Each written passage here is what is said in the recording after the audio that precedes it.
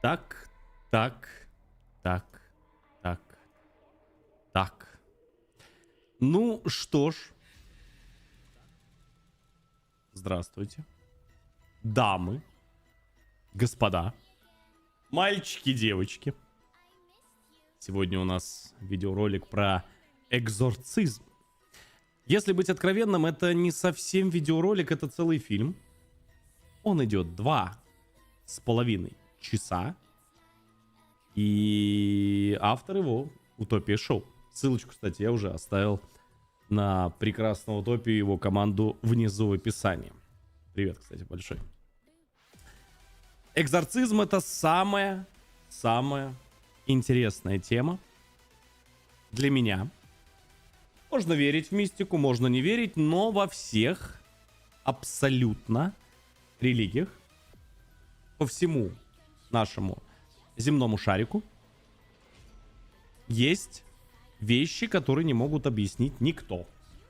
Потому что вот эти бесы меня вселились. Вот это вот начинается, вот, понимаете? Страшно, очень страшно. Также этот стрим, он необычный. Как вы знаете, мы начали выпускать авторские ролики. Огромное спасибо, ребят, не ожидал, что вообще будете смотреть ролик с кухней.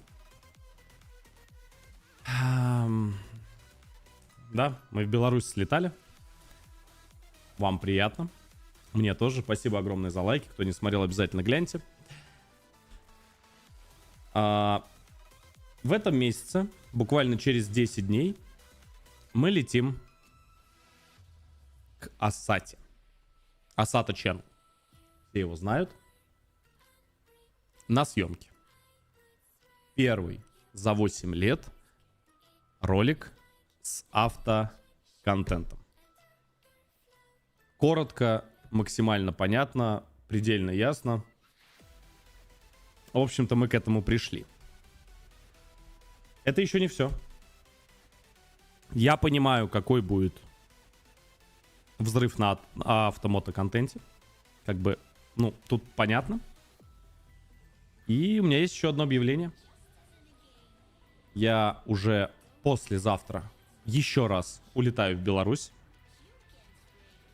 Лечу я туда не просто так. Очень бы хотелось посмотреть там несколько мест. У нас на сегодняшний день готов целый цикл контента, который вы очень давно ждете. Нас сейчас 2 миллиона 800, по-моему, 30 тысяч. Обращаюсь ко всем. На 3 миллиона мы с вами запускаем тот контент, который вы очень любите, очень ждете. Это заброшки. Это целый цикл. Он у нас уже полностью спланирован. Мы посетили все места, которые мы хотели. Либо прочитали про них и нашли то, что вы хотите. Так что все в ваших руках. Вот такое небольшое объявление. 3 миллиона ровно. Ну, а мы пока продолжим. Итак, Утопия Шоу. Я считаю, это будет целый фильм. Располагайтесь поудобнее. Спасибо за лайк. Огромное спасибо, большое уважение к ребятам из команды Утопии, как и к самому ему. Ну, вот не забывайте вот сюда подписываться. Здесь все самые свежие новости по съемкам и по ежедневным стримам. Ну, а мы начинаем. Полная история экзорцизма. Топ-секрет. Поехали. Будьте благоразумны и бдительны, потому что ваш враг... Будьте благоразумны и бдительны, потому что ваш враг, дьявол, рыщет вокруг, подобно рычащему льву, ища кого бы сожрать. Новый Завет. Первое послание Петра. Страшилка, что ли, какая-то прям намечается? Внимание! Создавая это видео, наша команда преследовала исключительно просветительские и развлекательные цели. Мы ни в коем случае не хотели кого-либо оскорбить, унизить и обидеть. Мы с уважением относимся ко всем религиям и конфессиям. Надо посмотреть, что это за слово. Церковь, одежда, утварь в ролике не являются настоящим. Ну, короче, все поняли. Все актеры, все не по-настоящему, да.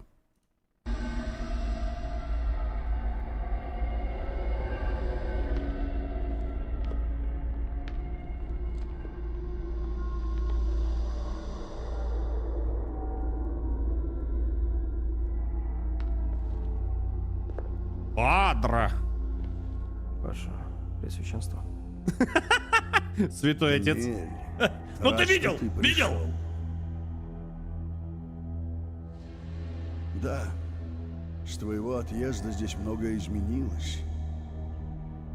Кстати, поздравляю с выходом новой книги. В наше время такой литературы сильно не хватает.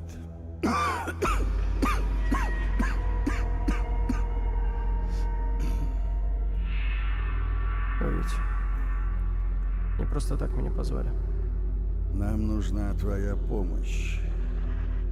В соседнем городе живет семья, которую мы навещаем уже несколько лет.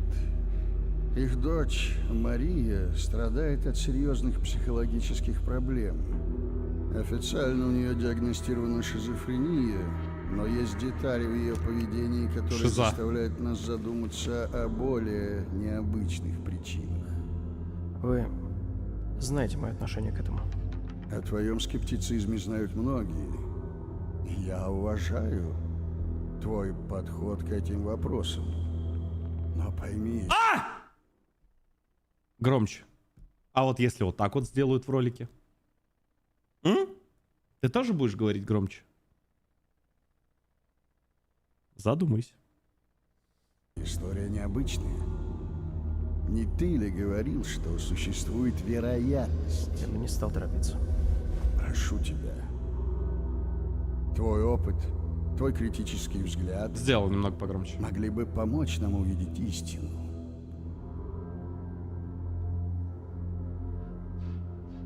Только ради вас, Ваше Пресвященство. Рад это слышать. Отъезд в соседний город мы организуем как можно скорее. Одна из самых интересных тем для Благословит меня. тебя Господь в этом нелегком деле, Даниэль.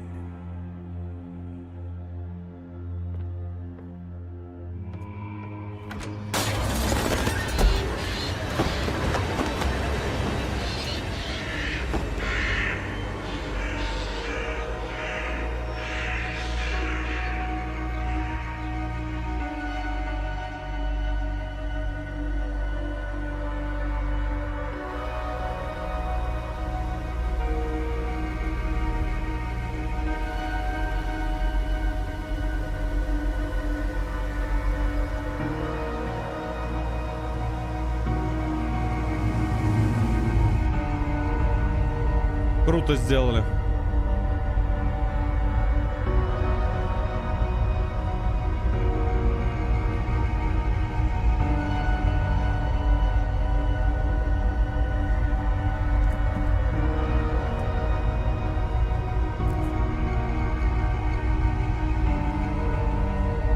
Безумно интересно мнение, что он вообще скажет в принципе про экзорцизм. Тема крайне спорная, крайне интересная и очень древняя.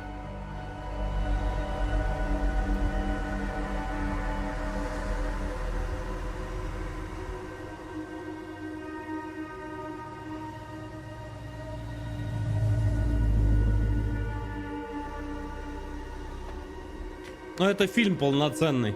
Просто фильм.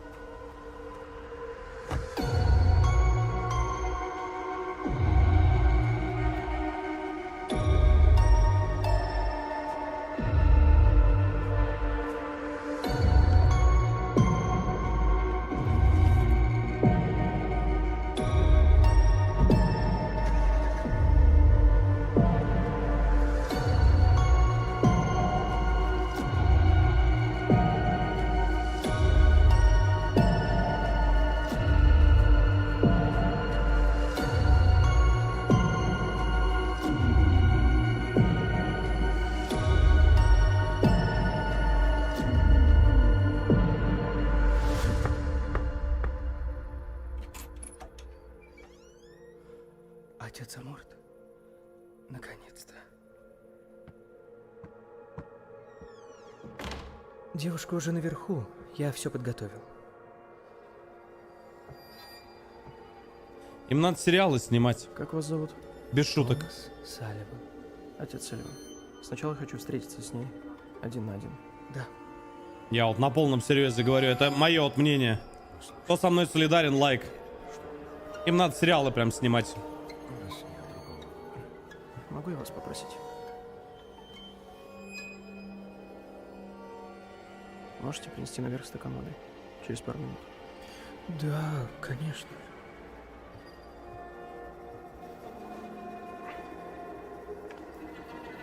Отец Амурцев может помочь. Говорят, мы сталкиваемся с подобными случаями. Не знаю, что можно делать. Правда, все будет в порядке.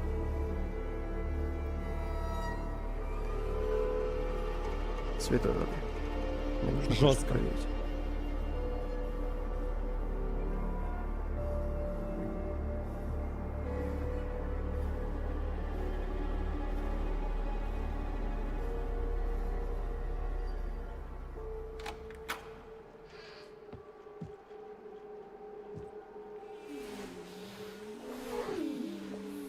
Здравствуй, Мария. Меня зовут Даниэль. Родители очень беспокоятся о тебе.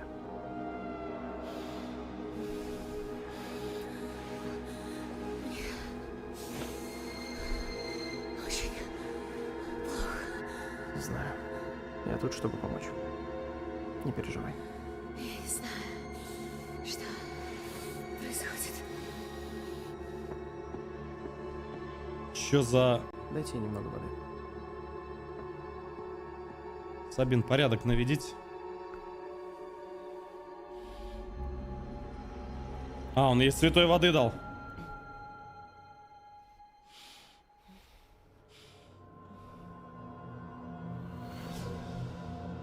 На ютубе надо.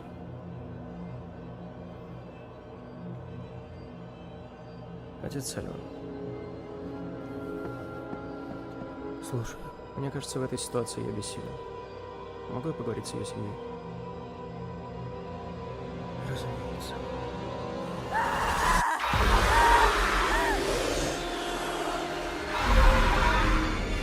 Что ты мне подсунул?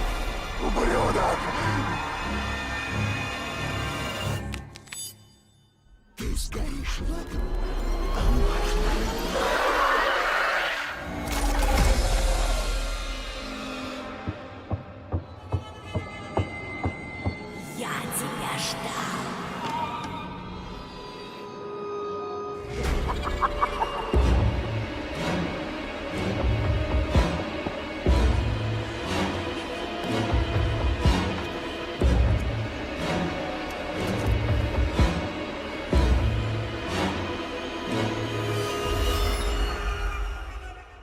Пена не надо.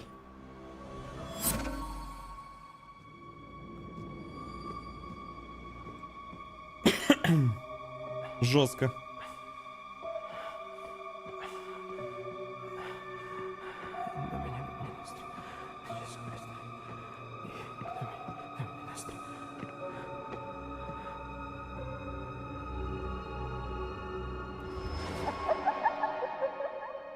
В этот раз ты не сможешь убежать. Да и бегать ты уже не можешь.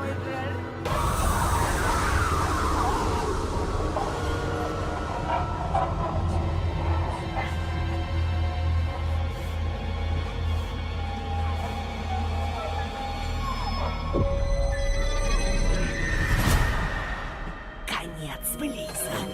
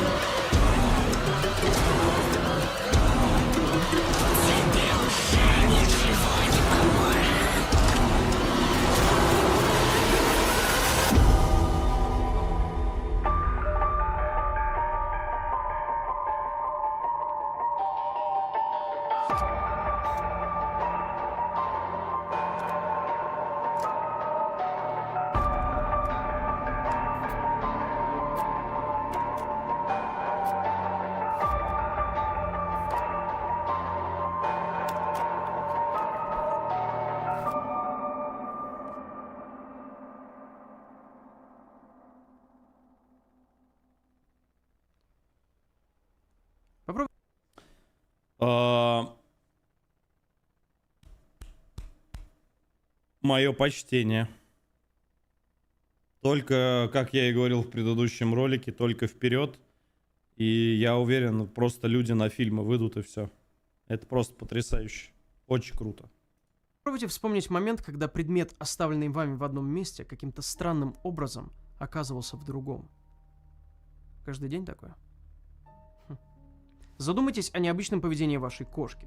Сначала она играется с вами и просит еду. Через минуту готова вырвать вам глаза, а спустя мгновение стрёмно смотрит в стену. Что насчет скрипа стула из соседней комнаты? Странный, как будто бы живой взгляд вашей куклы.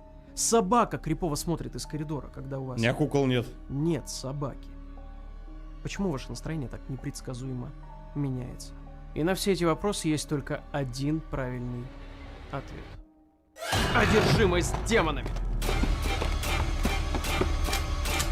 Стоять, стул проклятый. Вот такой экзорцизм мне по душе. Это новый сезон Топ Секрет. И я тут, чтобы дать всему этому объяснение. Попробовать? Хотя бы. На самом деле давно пора было, ведь это просили еще 8 лет назад. Ну ничего, лучше поздно, чем поверхностно. Да и демоны никуда за это время не убежали. А вы поверьте, сегодня их будет очень много, и они действительно смогут напугать.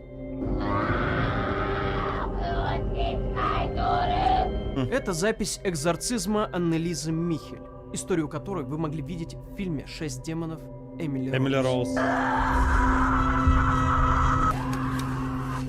Основан на реальных событиях. Сюда!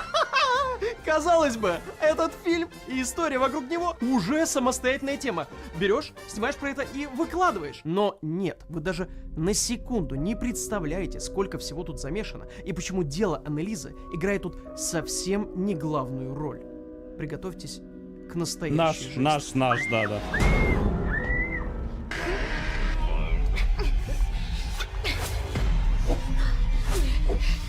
Я говорил, я вот в эту вот эту ерунду вообще не верю. Мы лет 5 назад об этой штуке снимали. Кого вы напугать захотели? Ладно, мне страшно. Кажется, у него аллергия или типа того. У меня нет с собой телефона и компа. Кто-нибудь знает, что делать? Ну, в интернете очень много разной информации, и мы запутались. Реклама. Так, понял.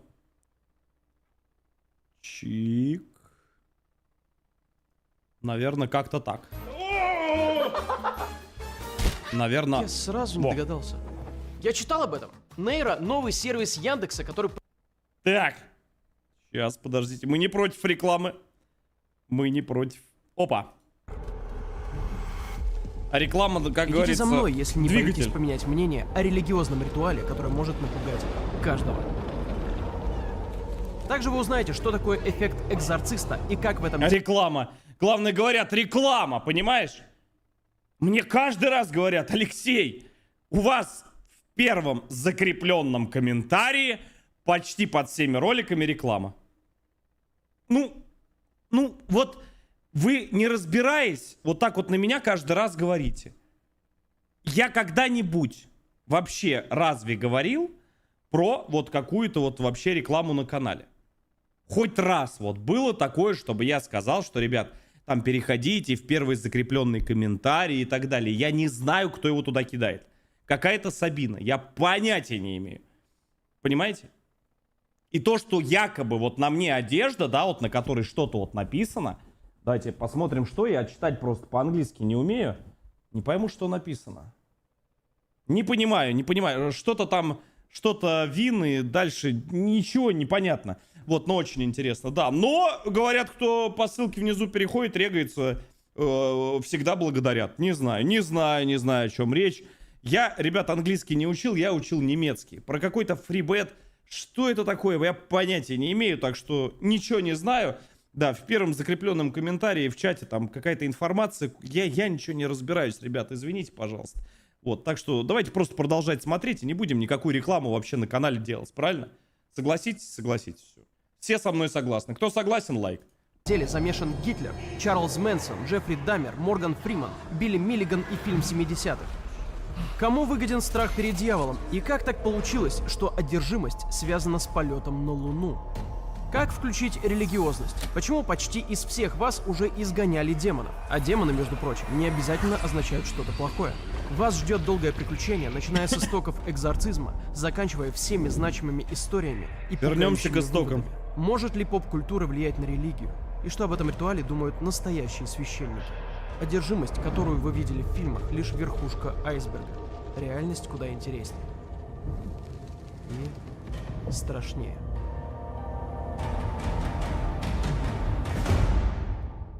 Темка сложноватая оказалась, и я всегда это понимал, поэтому оттягивал момент. Серьезно говорю, в этой ситуации невозможно упростить все до обвинений в обмане или отметать как псевдонауку. Это просто не тот случай, потому что, когда смешивается наука и религия, нужно быть, Ну да. во-первых, осторожным, да? Во-вторых, подойти к вопросу с разных сторон. И поэтому пришлось изучать материалы с совершенно противоположными выводами. Небольшой ответ, почему так долго. Вот пачка основных книг, которые нужно было полностью изучить. Вот в этих была информация, хоть и не так много. А вот эти покупались и читались онлайн, так как не успели приехать из другой страны. А некоторых онлайн не было, поэтому их пришлось купить, а подписчики из разных стран мне сканировали и присылали. И это только книги. Поэтому не надо писать о том, что все можно было уместить в полчаса. Вы отсюда не уйдете, пока я вам все нахрен не перескажу, начиная от истории, заканчивая разбором отдельных кейсов, реконструкциями настоящих документов и моих переписок со священниками. А какая концовка у ролика? Вы это точно добавите в плейлист. Но для начала наберу человечку, который поможет ввести в курс дела. Он, конечно, странноватый. Готовность 10 секунд. Но у меня просьба. Ты можешь хотя бы в этот раз не нагнетать, а просто факты рассказать.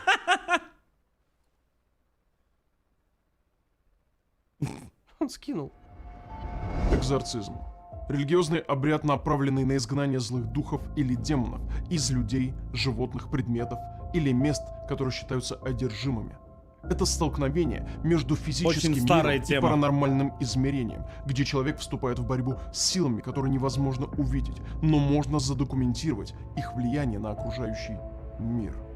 Эта практика никогда не теряла актуальности и застала как темные средневековые замки, так и современные квартиры. Да, сначала может показаться, что это пережиток прошлого и давно разоблачено наукой, но она оказалась бессильна перед лицом Не могу неведомого, понять, кто и вы в этом говорит. убедитесь.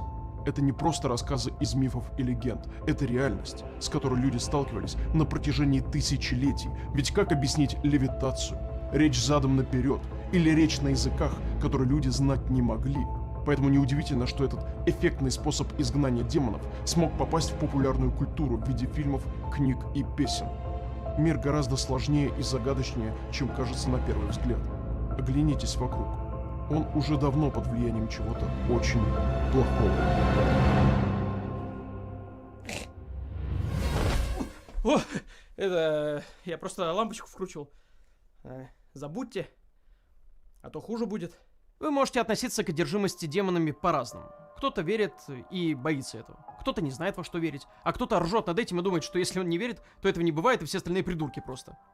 Тоже мнение, почему нет? Но это не отменяет того факта, что в это верит большая часть людей. Эрика Бургиньон, американский антрополог, однажды провела крупномасштабное кросс-культурное исследование, связанное с верой разных народов в одержимость.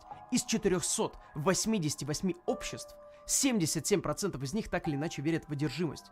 Но все по-разному. Ну, про Кто-то что я думает, что говорил. это злой дух, кто-то думает, что хороший. И шаманы во время транса специально отдают ему тело на время. В данный момент я уверен, что все ваши знания об этом идут из игр и фильмов. Вы думаете, что одержимость — это когда у человека крутится голова на 360, а экзорцизм — это когда приходит священник с крестом наперевес, читает молитву, и злой дух выходит из тела. Но куда он отправился? Может, продолжение следует? У вас же типа прокачано критическое мышление, и вы в такое не верите, да? Но не забывайте, что популярная культура очень сильно искажает информацию, так что вы будете удивлены. Небольшое уточнение перед началом, а то мы все нахрен запутаемся. Это катехизис католической церкви. Сборник знаний, нужный для понимания основ этой конфессии. И под номером 1673 описан экзорцизм и что это такое. Во-первых, обряд может быть совершен только священником с разрешения епископа. Это зафиксировали. Но самое главное, существует два вида экзорцизма – большой и малый. Большой — это тот, который вы видите в фильмах.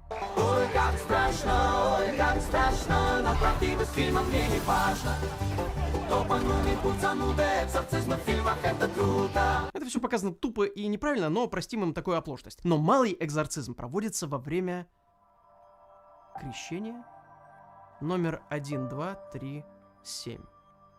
Поскольку крещение означает освобождение от греха и от его подстрекателя дьявола, над кандидатом произносится один или несколько обрядов экзорцизма. И то же самое в православной церкви. Это значит только одно. Не одержим! Туда его! Но тогда как становятся одержимыми?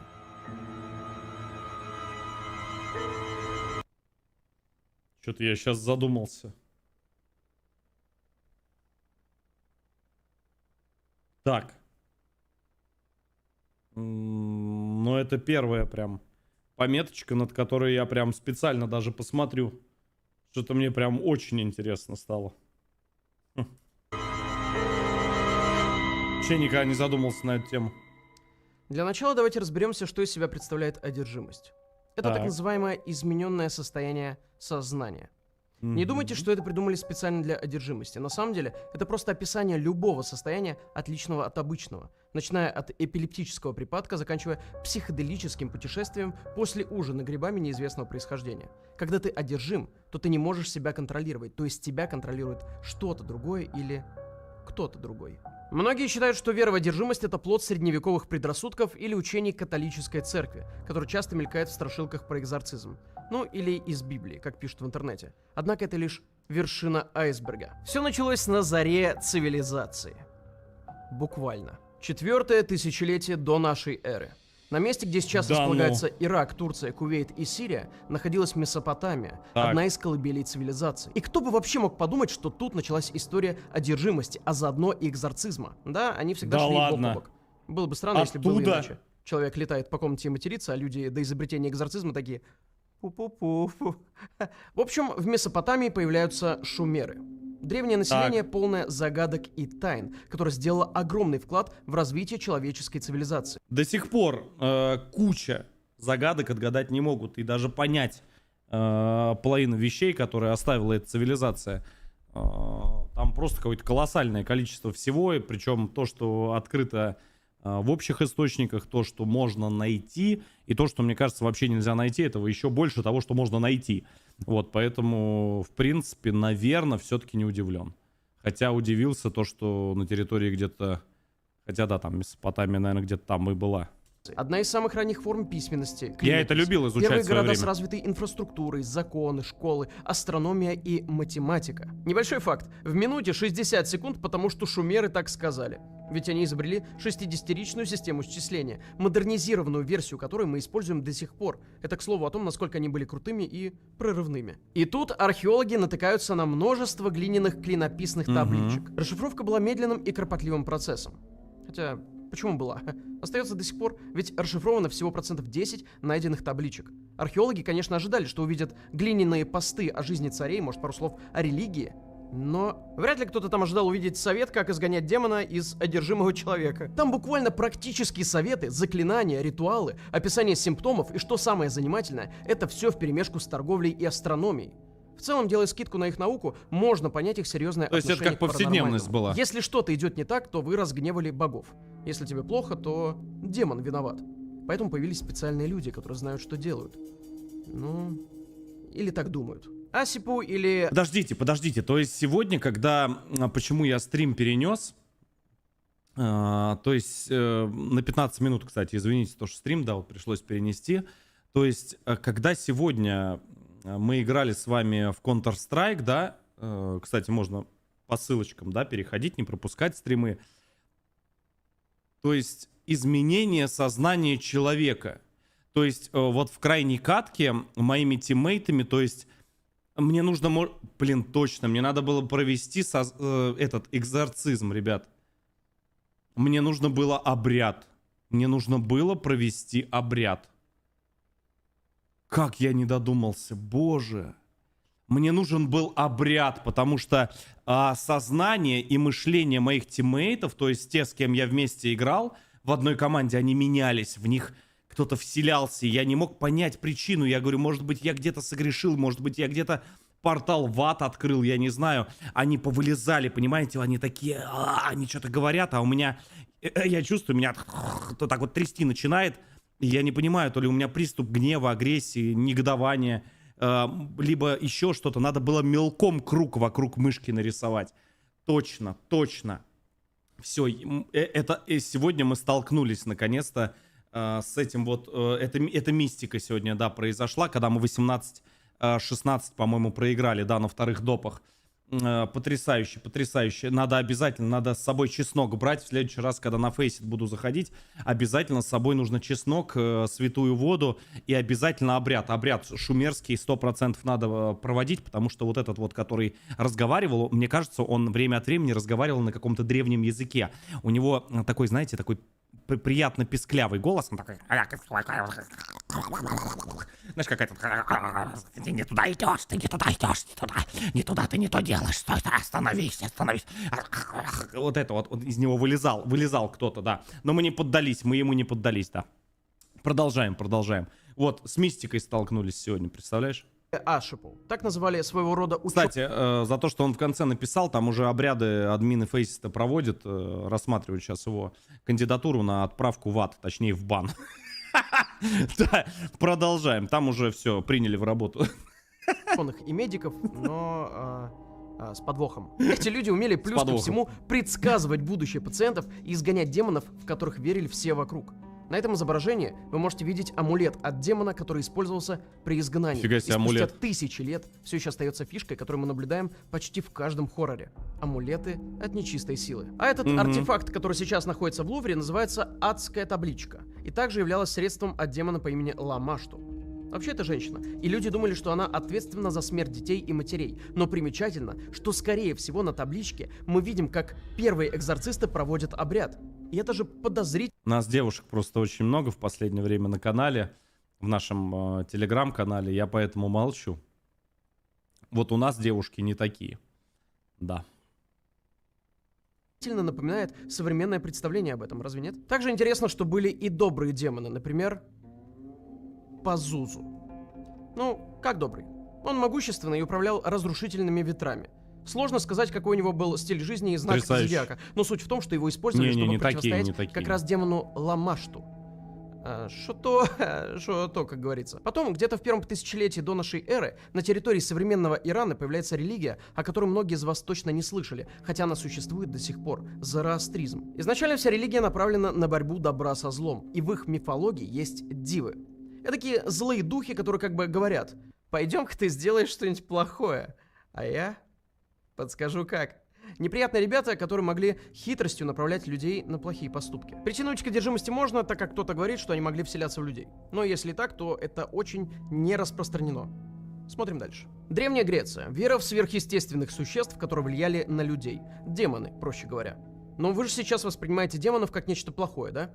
Вряд ли кто-то говорит: ой, смотри, в нем сидит демон счастья, весь прямо-таки светится. Но что если я скажу, что эта современная культура паранормального заставила вас в это верить? Древнегреческие существа, о которых я сказал, могли быть как божествами, так и духами, и их называли даймоны. Отсюда и слово демон. Но даймоны могли оказывать как положительное, так и отрицательное влияние. Вспомните демона Пазузу, он из той же оперы. Там же мы находим слово экзоркиза, что означает заклинать. Так официально и появился Экзорцизм, изгнание дьявола, духов и бесов из человека, животных или место с помощью оккультных или религиозных обрядов. Традиционные верования коренных американцев также включали злых духов и одержимость. И вообще кажется, что идея одержимости и экзорцизма кочевала из одной культуры в другую, словно мифологический снежный ком, собирая по пути все новые истории. Но такая вера каким-то образом возникала, даже если культуры были никак не связаны и не мне интересно, как он соединит Скорее вот всего, это. это связано с попыткой дать объяснение отсутствию урожая, болезням и другим бедам. Да и вообще найти какой-то смысл. Даже в наше время такое происходит, ведь в тяжелые времена растет магическое мышление. А мы тем временем плавно перейти... Магическое мышление. Давич статью прочитал.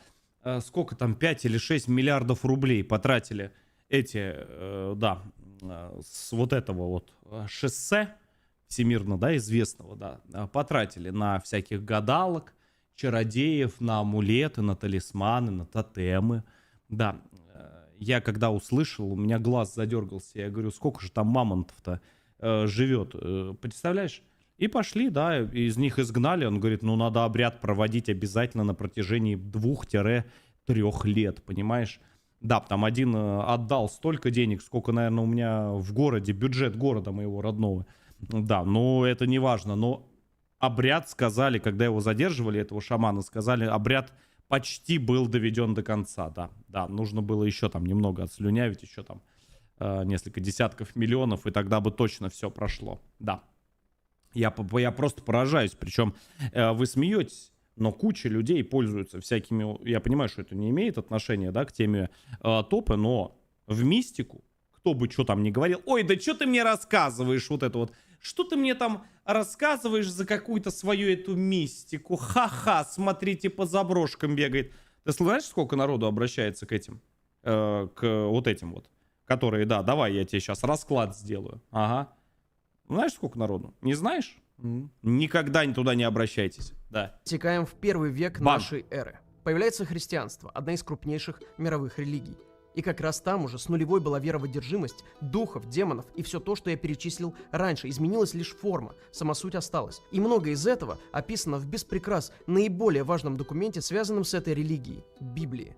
Это не отдельная книга, а собрание религиозных текстов. И там и одержимость в красках, и экзорцизм, хотя вместо этих слов там говорится про изгнание бесов, хотя суть не меняется. И Иисус, как пишут, тоже изгонял их. Это отражено в текстах и живописи. Вот, например, один из самых показательных случаев, описанных в Новом Завете. Повстречав одержимого демоном человека, Иисус спросил у самого демона его имя. «Легион имя мне, потому что нас много». Демоны понимают, что их хотят изгнать, и просят вселиться в стадо свиней, пасущиеся неподалеку. Им разрешают это сделать. Они вселяются в свиней, прыгают с обрыва в озеро и топятся.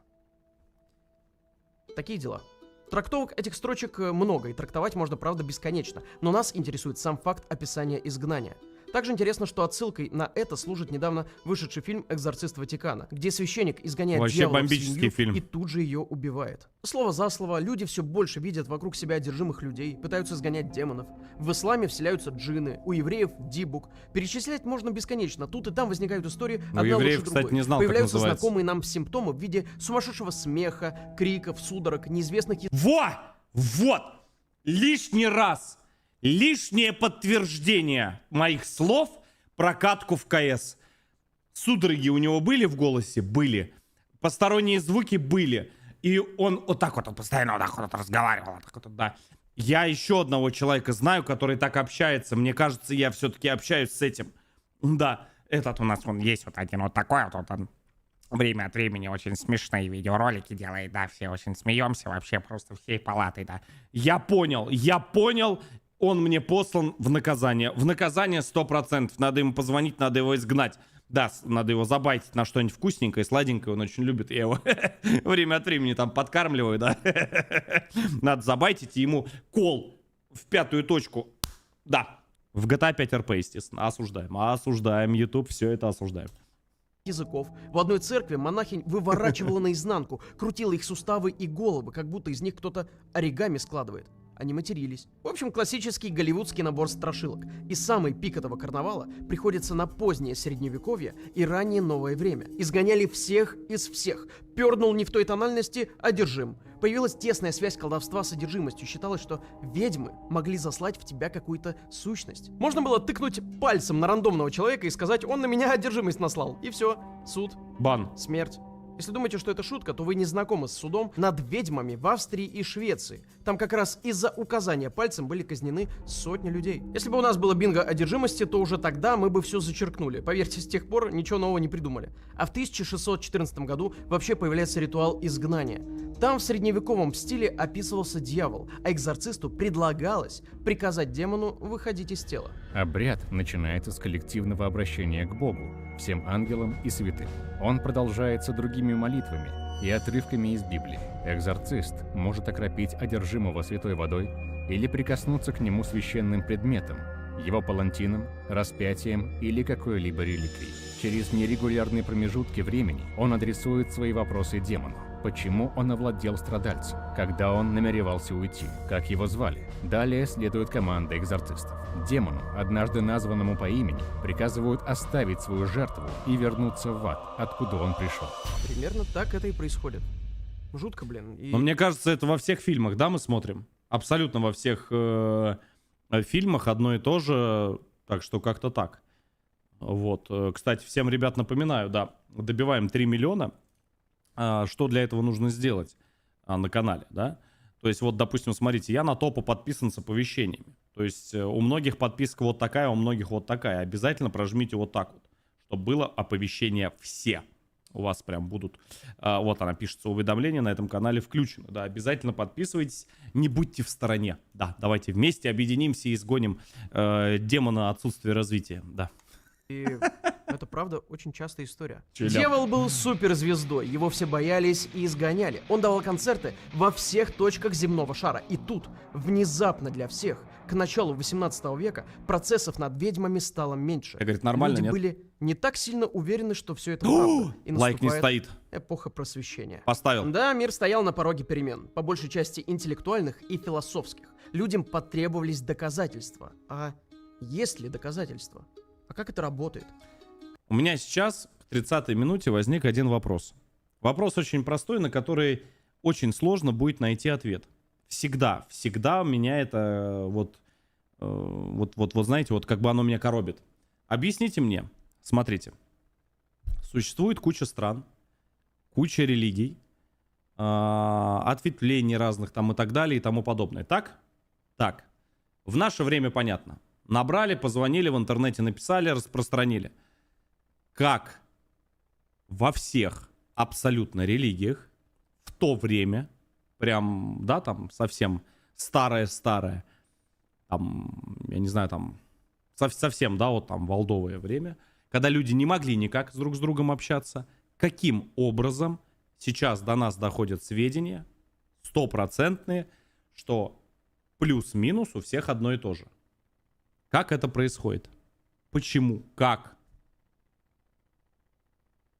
Либо это из уст в уста, либо это гонцы, либо это купцы, либо, ну, как-то это распространялось. По идее, даже за 100 лет, в принципе, имеет место быть, да, где-то что-то кто-то кому-то сказал, что-то где-то как-то стало модно, и вроде как пошло. Имеет место быть. Тогда вопрос, каким макаром у людей все плюс-минус одинаково.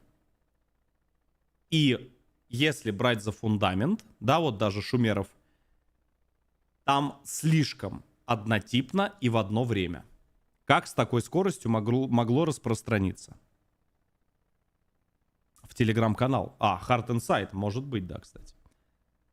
Вот непонятно. Это существует? Только Появились сарафанное здравые радио, вопросы, только которые нужно сарафанное было радио. задать еще давно. В общем, отношение людей поменялось. Поменялось и отношение к религии. Появилось такое направление в христианстве, как протестантизм. И у них прям кардинально другое отношение к экзорцизму было. Более скептическое. И впервые дела, связанные с содержимостью, ничем не заканчивались, даже если доходили до суда. И к началу 20 века вера во все это практически сошла на нет. Люди как Началу будто 20-го. перестали заниматься анимизмом. Это не то, о чем вы подумали. Нет. Это не связано с аниме, черт бы вас подрал. Анимизм — это вера в дух. Это он сказал, это не я. Аниме моя жизнь, да. Потому что я анимешник, я симпай, и я люблю аниме. Недавно, кстати, «Атаку титанов» досмотрели, можно на Бусти посмотреть, ссылочка есть внизу в описании, да. Полностью, да. Последняя серия, да, крайняя точнее, да. Для кого-то это будет оправдание, я просто объясню. Это не я сказал. Да, экзорцизмы все еще проводились, но настолько редко, что почти каждый такой случай вызывал резонанс. Бан! Конец? Нет. К сожалению, это начало истории. Какая там минута ролика? Классика. Мы тут надолго. А если хочется быстрого топ-секрета, то вы его уже можете посмотреть на втором канале. Да, это не шутка. Мы сняли сразу несколько роликов. Смотрите, не отписался. Сказать много то, к чему много интересной теперь комбинации. Вы только что прослушали матчасть. Вот вам микропирожок. Рожок тоже хочется. Спасибо. Время шло. О! Появилась куча рассказов и книг о ведьмах, демонах и одержимости. Но мало кто придавал этому серьезное значение. Да, страшно, но вряд ли это Фисташки. хоть отдаленно Будешь, нет? правда. И тут наступает 1967 год.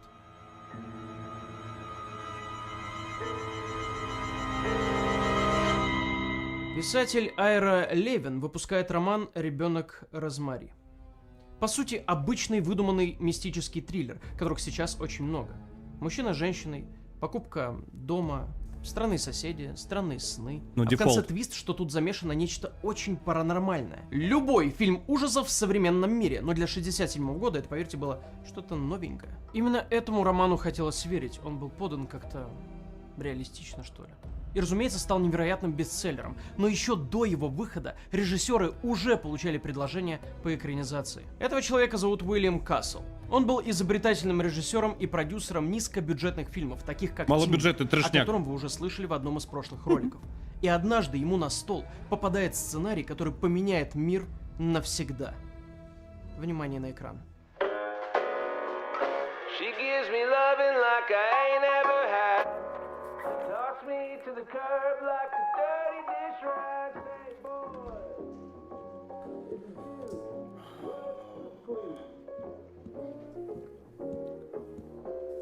Привет.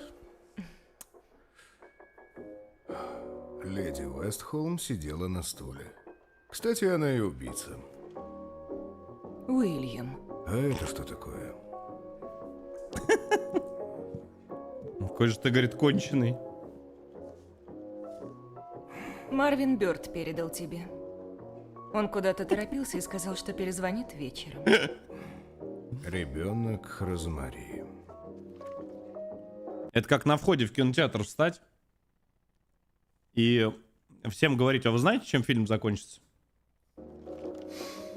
Очередная А люди с история попкорном идут. Незамужней матери. Он ничего не рассказал? Кто вообще захочет снимать такую чушь? У вас были такие моменты в жизни?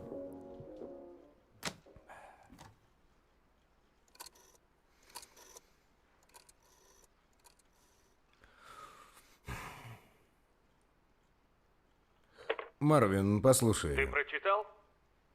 Нет, я как раз хотел сказать, что ребенок Розмари это не для меня. Прочти, у тебя ноги откажут от восторга. Марвин, Ноги мне откажут. некогда. Ладно, давай завтра созвонимся пораньше. Но начни читать прямо сейчас. Я прочитал за последнее время столько хлама и не собирался тратить свой вечер на очередную дешевую писанину. Дай ему шанс.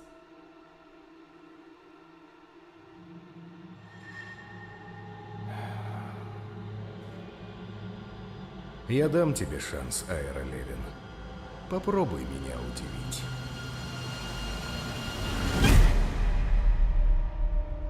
А ты уже умеешь улыбаться, Эндрю? Умеешь? Давай, малыш, улыбнись для мамы. После этого она покачала перед ним серебряным распятием.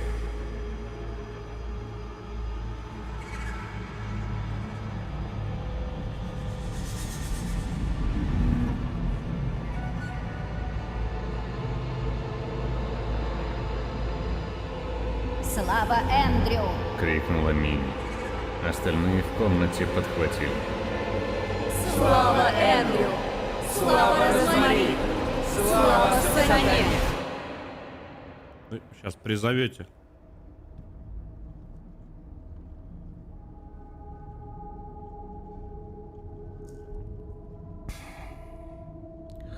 Это один из самых сильных сценариев, которые я когда-либо читал.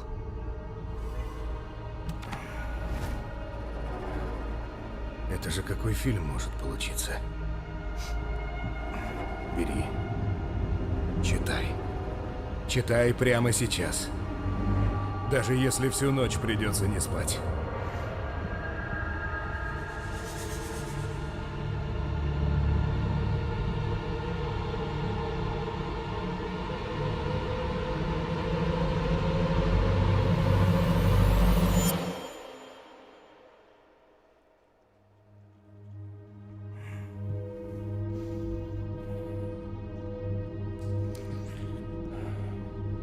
Ну что? Это было ужасно. Сейчас, говорит, прочитала, а сейчас? Ужасно пугающе. Мне кажется, у тебя могут начаться проблемы с церковью. Послушай. Даже если они запретят фильм, католики все равно пойдут его смотреть. Права на экранизацию достались Каслу, и он сам захотел режиссировать фильм. Это был его шанс снять серьезную картину и войти в большое кино. Но после долгих и напряженных переговоров со студией, режиссером был назначен Роман Полански, который уже тогда был довольно известен в Европе и успел получить Оскар. Кассел выступил продюсером, и они начали производство фильма. Какой сценарий? Какой Полански? Что ты вообще несешь? В ТикТоке видосы по 15 секунд, ты нахрена все это растягиваешь? Потому что все это очень важно. Я невероятно люблю детали, которые незаметные, а потом «Да, не ждал». Вам разве не интересно, что история современного экзорцизма началась с сатанизма? Это ж безумно важно, это та самая недостающая шестеренка в квестах, которая запускает механизм. В общем, твист романа заключался в том, что главная героиня вынашивала ребенка от самого сатаны. И в конце она соглашается стать матерью Антихриста под возгласы сектантов. Жуткая херня, которая всех зацепила. В итоге премьера фильма состоялась. Невероятный успех. Миллионы долларов текут рекой. Но ровно так же, как и книга, фильм тронул людей и показался более реалистичным, чем другие хорроры. Первые рецензии называли его лучшей рекламой сатанизма. Все думали, что люди такие крутые скептики, за науку шарят, в хорроры не верят, бла-бла-бла. Да просто подход другой нужен был. Скептицизм как рукой сняло. Церковь и правда была не в восторге от фильма, потому что он искажает саму суть веры и религии, а в некоторых моментах даже насмехается над ней. Осуждаю максимально, разумеется. Потом многие религиозные группы заявили, что фильм это завуалированная реальность. И Розмари была реальной женщиной, и что сатана родил своего сына 6 июня 1966 года. Начался сущий кошмар. Уильям Кассел в своих мемуарах писал, что на него обрушился шквал гневных сообщений. Возлюбленный сатаны, поставщик зла, ты продал свою душу! Умри! Умри! Умри! Обрушил зло на мир! Ты долго не проживешь. Будешь разлагаться во время мучительной болезни!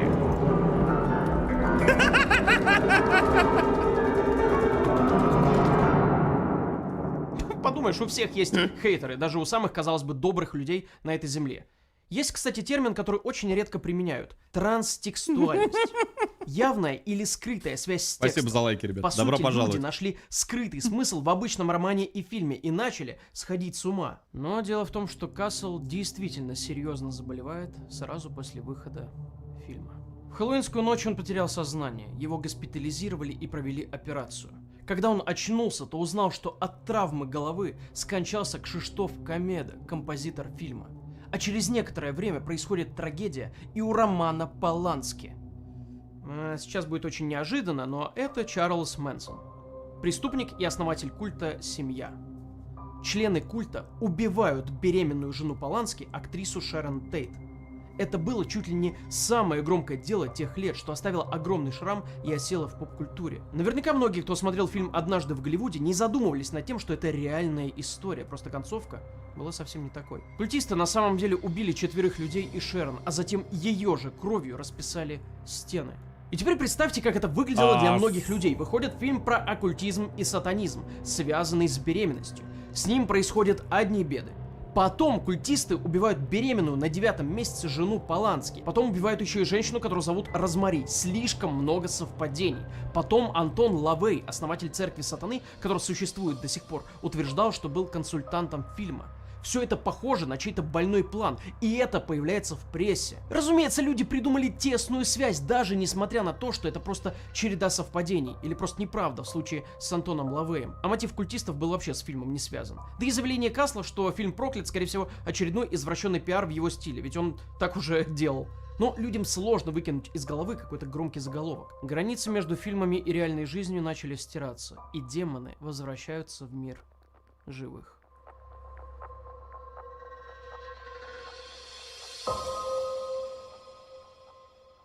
Люди всегда интересовались оккультизмом. Но за последние 10 лет общественность получила так много информации на тему духов и Жесть. сверхъестественного, что они пытаются разобраться с этим. Куда бы мы ни пошли, люди читали «Экзорциста». Медиум Лоррейн Уоррен. Через несколько лет, в 1971 году, писатель Уильям Питер Блетти выпускает свой роман «Экзорцист» или «Изгоняющий дьявола».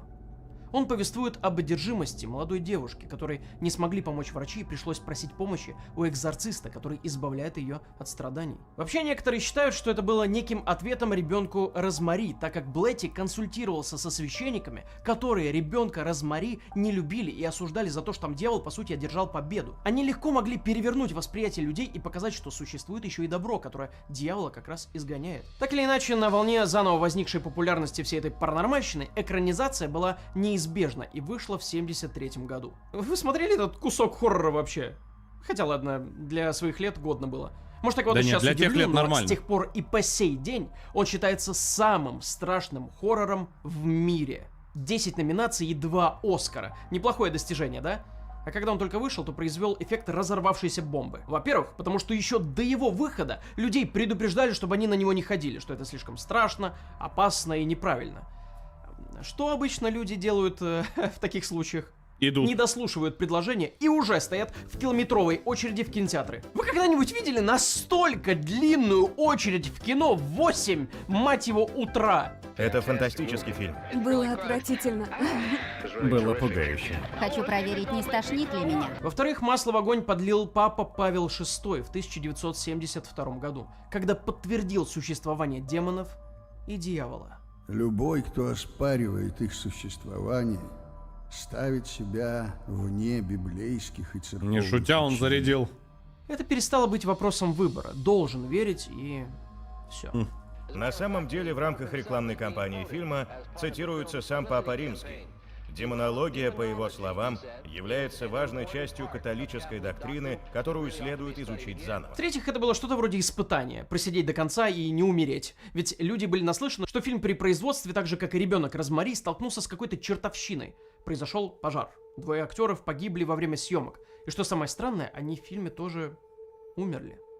Рентгенолог Пол Бейтсон, который помогал в одной сцене и мелькал в кадре, вообще стал убийцей после выхода фильма. Жесть какая. Одержимый фильм! Люди питались этим страхом и хотели ощутить на своей шкуре, ведь если фильм не нравится даже дьяволу, наверняка там что-то интересное. И вот логичный итог. Я в этом бизнесе 47 лет, и я никогда не видел ничего подобного, заявил театральный менеджер Лос-Анджелеса Гарри Фрэнсис. По его оценкам, странно каждый всё сеанс это. приводит к 4 потерям сознания у зрителей, полудюжине приступов рвоты и нескольким самопроизвольным выходам из зала. Да, людей тогда реально было легко напугать. Мне это не нравится, я хочу домой. У меня от этого сердце колотится. Все бегут у них. Начинается паника, они кричат, как во время бунта. Это просто безумие. Чего? Это не те люди, от которых можно ожидать, что они... Как фильм называется? Не, ну, маркетологи гении. Согласитесь? Вот эту общую истерию нагнали, и типа, знаешь, я так понял, было модно, что каждый друг перед дружкой: ой, мне сейчас плохо будет. Второй такой: ой, я вообще отсюда уйду. Вот эти вот. Угу. Третий: ой, я даже не знаю, высижу я или нет. Как надо точное название фильма посмотреть? Надо посмотреть, у нас никому плохо не станет. На ВК Play Life можно глянуть, кстати, будет. Да это пиар 100%. Это... Причем пиар, подхваченный самими людьми. Упадут в обморок. Я не знаю, что произошло. Я просто потерял сознание. У нее изменился голос. Господи, я никогда не видела подобного. Многих людей тошнит и бросает в дрожь. Я блевал каждые 5 минут. И ведь сейчас этот фильм не вызовет у вас этих эмоций. Это просто старый хоррор. Но в те времена его окружала аура паранормального. И не просто так. Дело в том, что на экране они видели реальные события, просто немного измененные. Чего? Уильям Блетти, автор оригинального «Экзорциста», сначала вообще писал комедии, но все изменилось в 1949 году, когда он увидел в газете статью об экзорцизме маленького мальчика. Когда ребенок Розмари начал хайпить, Он тоже хотел попасть в этот поток. И вспомнил историю, которая отложилась в голове еще давно.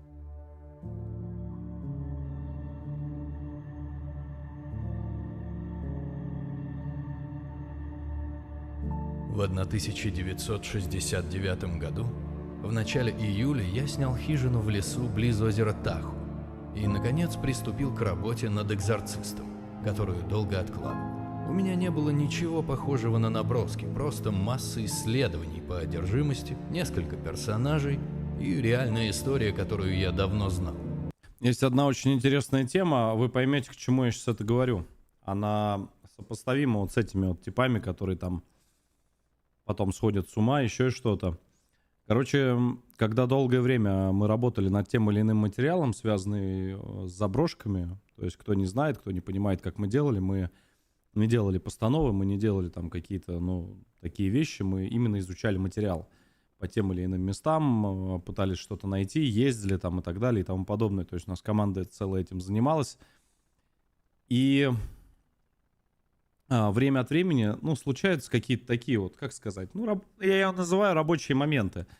То есть, допустим, когда там ребята, да, естественно, там без меня, они гоняли, настраивали интернет, да, чтобы в лайве это все дело ходить, там усиливали сигналы. Ну, время от времени происходят какие-то вещи, которые ты как бы вроде бы, так как едет целая команда, ты их не берешь во внимание, но со временем вся информация стекается ко мне, и перед походом на заброшку у меня вот такая голова вот с такой вот количеством инфы. Ну, например, там что-то кто-то почувствовал, что-то кто-то увидел, что-то еще что-то. И я поначалу, так знаете, на все реагировал формата того, что сами по себе там напугать хотят, там, да нет, это одно, да нет, это второе. Но я себя поймал на мысли, что вот если взять крайнюю заброшку, это вот это 6-этажное здание, да, и взять лес, в котором еще в советское время, да, вот НЛО наблюдали, там целая экспедиция, целая там туда отправлялась, да, там мы помним. Я поймался сейчас на мысли, и в принципе я это и раньше понимал, то, что ты волей-неволей, ты начинаешь постоянно думать. То есть ты постоянно думаешь на тему вот конкретного места, ты ложишься спать, ты просыпаешься, ты опять думаешь и так далее, и так далее, и так далее, и так далее, хотя люди видят просто одну картинку, где ты просто заходишь, да, в это место. Но там, где ты постоянно, вы понимаете, то есть ты бесконечно думаешь, волей-неволей, хочешь ты этого или нет, но ты лег спать, ты об этом думаешь, ты просыпаешься, ты все равно в мыслях. И это вот постоянно-постоянно. А так как походы такие готовятся за долгое время, то есть там, знаете, там формата там 2 недели прорабатывается материал, то есть у тебя голова постоянно думает об одном и том же месте. Постоянно. Вообще никогда не бывает такого, что ты перестаешь об этом думать. Вот серьезно. Ты садишься покушать, ты об этом думаешь, ты думаешь, причем ты не думаешь, что придумать. Ты начинаешь опять перелистывать этот материал, ты начинаешь по крупицам вот это все собирать. То есть там нашли хозяина, да, допустим, не хозяина, а владельца, допустим, да, там участка, или не нашли. И так далее, и так далее, и так далее. Что творилось, какие-то дополнительные сведения. Огромное количество информации подписчики кидают. Просто огромное уважение. У нас там целая бригада, причем не одна скопилась, которая прям вот так вот потихонечку, она вот так вот, знаете, все в кучу собирает. И даже то, что мы не можем найти, вы все скидываете. Это просто потрясающе. И по одному из мест, вот если взять заброшки, не просто так за эту тему говорю, есть даже 2 места, в которые я бы не пошел. Второй раз я бы туда не пошел, хотя я понимаю, что это обычная заброшка, это ничего такого, просто заброшенные там здания. Но когда вы это все выкатили, то есть я сходил на заброшку, прошло уйма времени абсолютно, и мне выкатывают вот такой материал. Причем материал не какой-то самописный написанный, а по факту, что там происходило, что творилось, из-за чего то или иное место просто как бы, ну, оно закрылось и подошло к концу. И как, я не знаю, как вы это все находите, но какие-то статьи, еще что-то. И ты потом вот так вот просто сидишь, смотришь, что эти фотки, да, там, в старых журналах там или еще где-то, потом ты просто начинаешь думать, и такой, а вот что я вот там делал? И какое количество материала люди не нашли по тем или иным, допустим, местам. И кто-то может со временем найти. То есть, ну, это, знаете, такой очень контент, очень сложный, очень неоднозначный. И, ну, как по мне, лучше сделать шоу, допустим, да, там, ну, как другие ребята делают, чем вот так вот постоянно думать и, то есть, погружаться. Не то, что там, как говорится, да, самонадрочкой заниматься, а, то есть, ну, ты серьезно, ты постоянно думаешь, то есть, ты какой-то становишься, ну, можно сказать, и одержимый, да, вот этой вот идеей, вот этой мыслью, вот этой информацией, и ты постоянно, то есть, ну, по-другому сказать, с головой уходишь в материал. Поэтому как-то так. Что касаемо вообще заброшек, тоже хочу такой небольшой спойлер дать, пусть он останется. Здесь есть один нюанс, с которым у меня не выходит из головы, с которым мы, ну, можно сказать, столкнулись. Нюанс очень простой. Если снимать все в оффлайне, то есть одним кадром все в оффлайне, ссылку на материал, да, кидать, допустим, там на Яндекс.Диск или еще там на что-то, да, там, неважно куда людям, то есть ты просто одним кадром вот так вот идешь. Я задумался о самой главной проблеме, и у меня это из головы вообще не выходит. Что делать? Ведь я буду без чата. И меня вот это вот, если честно, оно меня безумно настораживает. И единственное средство общения с внешним миром, оно как бы его не будет. И если быть совсем откровенным, то одна из причин, по которым нету заброшек очень долгое время, это именно вот это. То есть я вам серьезно говорю, я не боюсь в этом признаться, то что, ну, я просто понимаю, что у меня духа не хватит зайти вот просто вот без, так скажем, хоть какого-либо контакта, вот, ну, с чем-то извне, понимаете? То есть, ну, не знаю. Это, конечно, очень жестко, поэтому как-то так. Поэтому будем на эту тему думать, и надо все равно что-то будет придумывать, не знаю что. В общем, ладно, давайте продолжать смотреть, это такие мои мысли вслух, извините. 14-летний мальчик из Маунт-Ренье был освобожден католическим священником от одержимости дьяволом. Только после 20-30 ритуалов экзорцизма, проведенных здесь и в Сент-Луисе, окончательно изгнали дьявола из мальчика. 20-30 Статья ритуалов? произвела на меня впечатление. Я был не просто впечатлен, я был взволнован, потому что наконец-то здесь. Как так сказали, 20-30 ритуалов, чтобы изгнать. Свидетельство чего-то, выходящего за пределы возможного. Если существовали демоны, то были и ангелы, и, вероятно, Бог, и вечная жизнь. Достойная тема для романа. Жаль, что семья не хочет прямого упоминания их истории. Нужно что-то придумать. Я напечатал. Таинственные стуки начались ночью 11 апреля. И потратил еще 3 недели на вариации этого вступления. В конце концов, преуспев только в том, что изменил 11 апреля на 1 апреля. Несколько дней спустя поменял все как было. К этому времени я уже разговаривал с бурундуками. Это продолжалось так долго. Писал по 18 часов каждый день на протяжении почти 10 месяцев. На кону стояло многое. Ведь раньше я занимался совсем другим жанром. Осмелюсь ли я рисковать своей карьерой из-за одержимости демонами?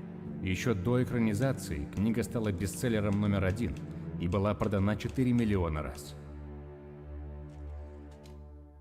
Так что да, хоть этого и нигде не написано в фильме, раз. «Экзорцист» основан на реальной истории. Просто изменены имена, и вместо мальчика была девочка.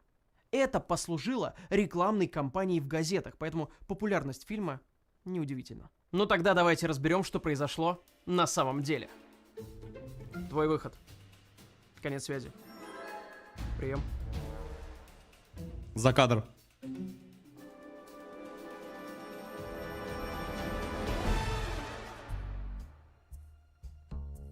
Передо мной стояла доска расследований. Загадочная и непредсказуемая. Как мой завтрак, который я пытался приготовить сам. В обоих случаях я столкнулся с кучей ингредиентов, которые каким-то образом должны были объединиться в что-то осмысленное, но пока что скорее напоминали абстрактное искусство. Городок Маунт-Ренье. Супружеская пара, чьих имен мы пока не знаем, живет тихой и спокойной жизнью, но тут, 1 июня 1935 года, у них рождается мальчик, которого назвали Р. Не удивляйтесь, что нет ни фамилии, ни имени. Эту историю скрывали как могли и Некий использовали Р. псевдонимы. Все началось с Р, потом перерастало в Ронни, Робби Майндхем и Роланд Доу. Последнее самое распространенное, поэтому будем называть этого мальчика Роланд. А когда вы узнаете, как его на самом деле зовут, вы просто охренеете. Так вот, мальчик взрослеет, ходит в школу. Ему исполняется 14 лет, и в этой истории появляется его любимая тетя Тилли, которая живет в другом городе, но иногда его навещает. Интересной особенностью тети Тилли является ее занятие спиритуализмом. Она верила в духов и что они могут проникнуть в наш мир через, к примеру, доску Уиджи. О, поехали. Да, ту самую. И однажды она взяла эту доску, взяла пацана, и они весело начали призывать духов направо и налево. Казалось бы, что может сделать безобидная игрушка?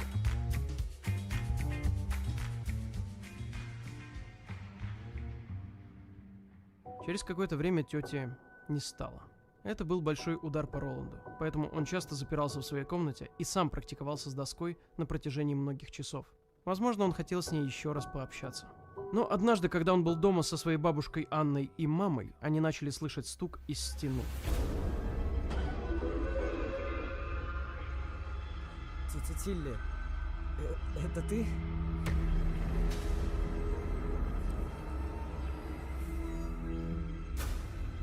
Матильда, если это ты, постучи 3 раза.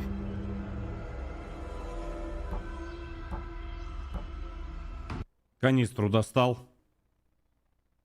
С сотым. Сейчас, говорит, 1 секундочку. И вот так вот по углам просто взял, прошелся. Аккуратненько так, знаешь, чтобы только не облиться. Мы же все аккуратно с тобой делаем. Просто, да.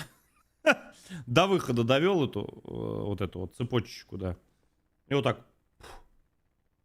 Говоришь, всего хорошего.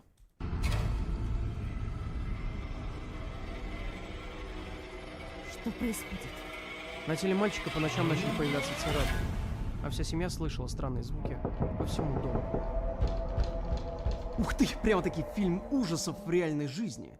Жаль только, когда я читал, что происходило дальше, на фоне играла не страшная музыка, а заводная какая-то. Я так увлекся, что забыл переключить. И то, что происходило дальше, воспринималось примерно так.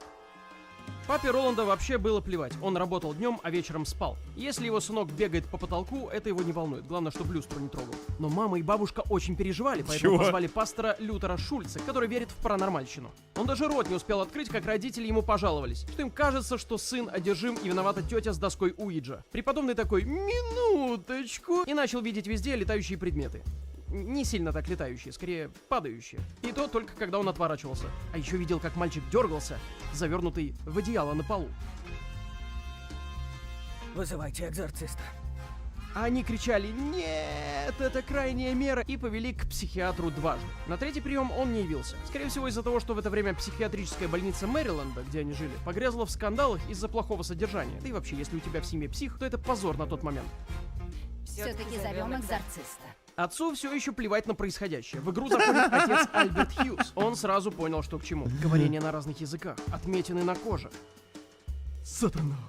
Мальчик дергался на кровати, его держали всем селом. Он плохо реагировал на религиозные предметы, а в какой-то момент он вырвал пружину из своего матраса и разрезал руку священнику. Ах ты!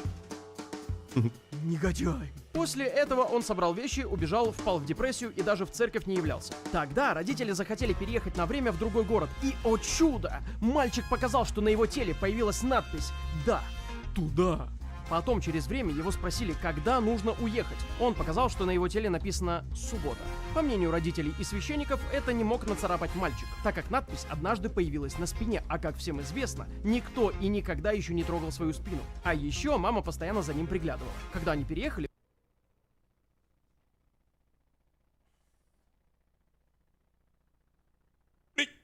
Сейчас, подожди.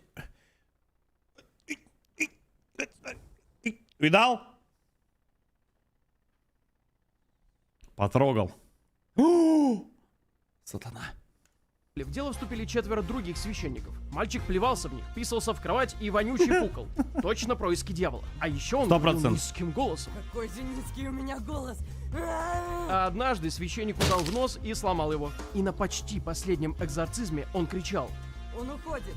Он уходит! И как только священники хотели сбежать от этого ада, Он возвращается! в общем, это длилось очень долго. А когда его захотели вернуть в школу, то он показал на своем теле надпись «Без школы». Сатана не любит учиться. Как же повезло, что и мальчик не любил школу. Они Гениально. провели еще миллион экзорцизмов, пацан исцелился, перестал вонючий пукать, и все они обнимались и танцевали. Конец. Я предполагаю, что мог что-то упустить, но в целом это то, как любой скептик Чё? прочитает эту историю. Только вот в то время почти никто не был скептично настроен, поэтому все казалось очень пугающим. Не каждый день твой сын говорит на латыни, как демон, и раскидывает священников, как игрушки. Но возникает логичный вопрос, а Была одна тема, когда, я думаю, вы про это слышали, это не один случай, когда, по-моему, в 5 или в 6 лет пацан, по-моему, где-то проснулся, по-моему, это даже на постсоветском пространстве. Ну, это такая, типа, зафоршенная тема, когда чувак разговаривал там на каких-то языках, потом он сказал, что в прошлой жизни что-то он был летчиком, по-моему, да, если я не ошибаюсь, и, короче, показал точное место, где-то там, черти пойми где вообще, где он даже быть не мог, типа, где он разбился. По-моему... Короче, тогда вообще все пришалели. Я не уверен, что это правда, но слишком уж тогда это прям форсили. То есть прям очень жестко. Вот. Но есть другая фишка, что есть еще такие случаи, если я не ошибаюсь, в Казахстане то же самое практически произошло, то есть там чувак начал какие-то такие истории рассказывать, что ну там просто там снос головы, и причем начали проверять, и все это тоже находили. Но вот эта тема не так сильно зафоршена. Так что я думаю, что еще таких моментов огромное количество. есть ли доказательства? Видеозапись? Это 49-й год, слишком жирно было бы. Микрофоны тоже мимо. Но есть кое-что покруче микрофона. Отец Реймонд Бишоп. Он видел все экзорцизмы, стоял рядом и записывал. Только на тот момент этого никто не знал. Объясняю. В 1974 году, после колоссального успеха фильма, Блэти выпускает книгу «Экзорцист. От романа к фильму», где рассказывает, как пришел к написанию, как консультировал фильм и так далее. В одной из глав мы узнаем, что существует некий дневник экзорциста, который вел священник, когда изгоняли демонов из Роланда. Всего таких копий дневника существовало 5 штук. Да-да, и Блэти 10-12 упрашивал год священников с ним примерно. поделиться, но все отказывались давать его, так как это конфиденциальная информация. В итоге он все равно его прочитал, забыв почему-то в книге упомянуть, где его взял. Но суть в том, что он большую часть романа переписал оттуда. То есть, по факту, весь роман и фильм основан на дневнике экзорциста, который состоит из 29 страниц. Его обнародовали не так давно. Не страшно заглядывать? Прикол. Начиная с 12 ночи, было необходимо удерживать мальчика во время его схваток с духом. Понадобились двое мужчин, чтобы прижать его к кровати. Он выкрикивал в их адрес угрозы насилия. От тебя воняет! Вы прокляты! Идите к черту, грязные животные! Также много раз плевался в своих оппонентов. В дневнике описана рвота и мочеиспускание в постель. Постель то и дело двигалась сама по себе. Также мальчик использовал силу всякий раз, когда мог освободиться, и его удары были намного сильнее, чем могут быть у мальчика.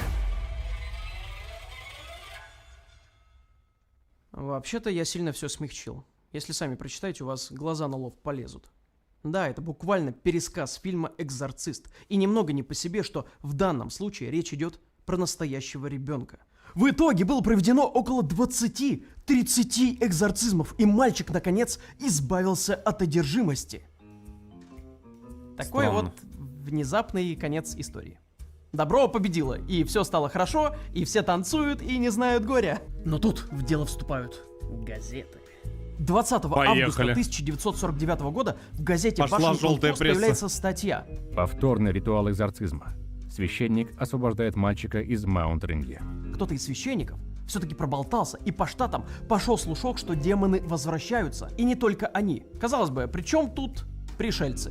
Не могу не заметить, что на этой же странице я рассмотрел статью про то, как правительство нашло сломанные летающие тарелки в старом амбаре, которые с 1947 года видели все люди в небе. Плюс в копилку к НЛО истерии, но в итоге спустя много лет оказалось, что это кусок металла. И не умеющий летать прототип тарелки от изобретателя странных самолетов Джонатана Колдуэлла. В целом, просто забавный кроссовер получился. Но вернемся к Роланду. Знали бы вы, в какое очко я забрался, чтобы во всем этом разобраться? Сколько времени и сил потратил? Стоило ли это того?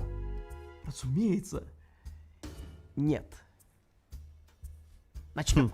Итак, чтобы понять правдивость истории, предлагаю разобраться с очевидцами и выяснить, кем был мальчик.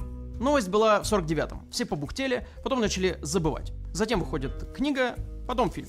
Наступают 80-е. Уже все знали, что книга и фильм основаны на реальных событиях, и что дело происходило в городе Маунт-Ренье, штат Мэриленд. Как писали газеты и как писал сам Блетти. Начинает раскачиваться по... Кстати, ребят, я забыл у вас спросить, мы на 2 серии будем бить просмотром или одной посмотрим? Вы сразу скажите, если заходит, палец вверх, и погнали прям одной серии посмотрим. Я только за. Так что, ну, прям, не знаю, мне прям очень интересно слушать. Я думаю, что сейчас где-то ближе к середине начнется уже, ну, прям по-жесткому что-то. Угу. Я думаю, что он пока так. Поп-культура оккультизма и сатанизма. Да, люди могли всем этим заниматься, просто потому что это... С вас тогда подписка и лайк. В газете появляется статья, где упоминается, в каком именно доме жила жертва экзорцизма. Дом на углу Банкер-Хилл-Роуд и 33-й улицы. Точнее, раньше там был дом. Его снесли, и остался пустырь. Подростки начали туда наведываться и устанавливать кресты, бухать и распространять дальше эту информацию, что когда-то тут проводили экзорцизм. Это опять попало в газеты, и об этом узнало еще больше людей. Еще больше дебилов, которые даже не представляли, что вообще творили. Но без спойлеров. В истории появляется Марк Апсасник. Писатель из Мэриленда, который изучал свой собственный штат и случайно наткнулся на эту имбу. Ты представляешь, он опросил сотни людей, провел первое расследование всей этой заварушки. Только в 1997 году. И пришел в ступор. Все не то, чем казалось. Покопавшись в городском справочнике тех лет, он нашел владельцев того самого дома. Джозеф Хасс и Грейс Миллер. Эта семья жила там как раз в 49 году, когда произошел экзорцизм. Чуете след? Пахнет. После этого он начал опрашивать соседей. Пошел вон. Не слышала о них. В 49-м? Я чё, похож на старика? Наши ребята сожгли этот дом в 62-м.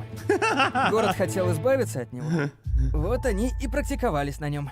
Да, я помню этот дом и эту семью. Да, мы называли его домом с привидениями, просто потому что он пустовал. Вряд ли там проводился экзорцизм. У них даже детей не было. А вот это интересно. Некролог подтвердил, что когда они умерли, у них не было детей. Нужно было выяснить, слышал ли кто-то про экзорцизм в этих краях. Неужели все надумано? Вряд ли. Ну это вообще забей. Но мне кажется, я знаю, о ком вы. Моя семья тесно общалась с отцом Хьюзом. И он рассказывал, что вроде бы эта семья жила в Коттедж-Сити, не очень далеко отсюда. Коттедж-Сити. Если это правда, то местоположение всей истории строится на лжи. А это правда. И вся история строится на лжи. Коттедж-Сити, 40-я авеню. Вот настоящий дом, в котором вырос вообще в другом Роланд. месте. Священники, очевидно, знали, где он жил, но, скорее всего, пускали ложный след, чтобы это место не нашли. Тупость только в том, что все запутались и продолжали разносить дезинформацию, а некоторые люди посвящали книги этому событию и делали вид, что общались с людьми в Маунт-Ренье, которые как попугаи кивали. Да-да-да, тут все так и было. Это фейк. Там не было ни хрена. Но плевать на место, клубок начинает разматываться, а Апсасник узнает настоящие имена, но пока что их рано раскрывать. Вы сейчас поймете почему. Он узнает номера телефонов его друзей, священников, кто остался в живых, и, наконец, телефон самого Роланда. Но Апсасник перед звонком хотел сначала закончить расследование. Что он узнал?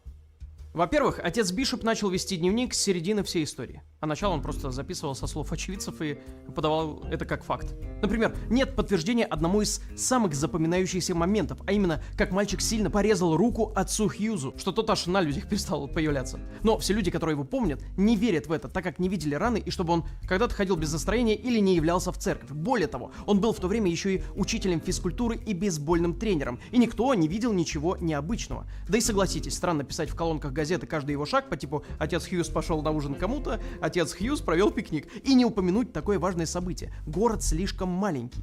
Люди бы знали об этом. Может, потому что информация распространялась только в церкви? О своей руке и об экзорцизме, и о том, что мальчик живет в Маунт-Ренье, отец Хьюз рассказал отцу Боберу. И тот уже делился со СМИ всей информацией, непроверенной информацией. А знаете, что было, когда абсасник нашел отца Бобера и сказал, что мальчик никогда не жил в Маунт-Ренье?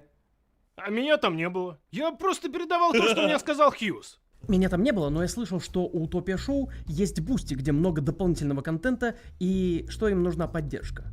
Я просто передаю то, что мне сказали. Нет, серьезно. Не-не-не, и просто самая первая ссылка, как бы, да, куча фильмов, аниме там и всего остального. Каждый день что-то новенькое выходит. Да, ссылочка внизу в описании, да, если что. Просто, ну, держу в курсе. Не, мало ли, просто мне тоже говорили. Мальчика не думает, что он был одержим. Скорее, это была манипуляция сильно религиозными бабушкой и мамой, которые жестоко поступали с мальчиком, что привело к тому, что он чуть ли не стал садистом, как по отношению к людям, так и к животным. Ну и по классике он не любил школу, а школа не любила Короче, его просто с ума и все дети, сошел, и которые там всё. учились.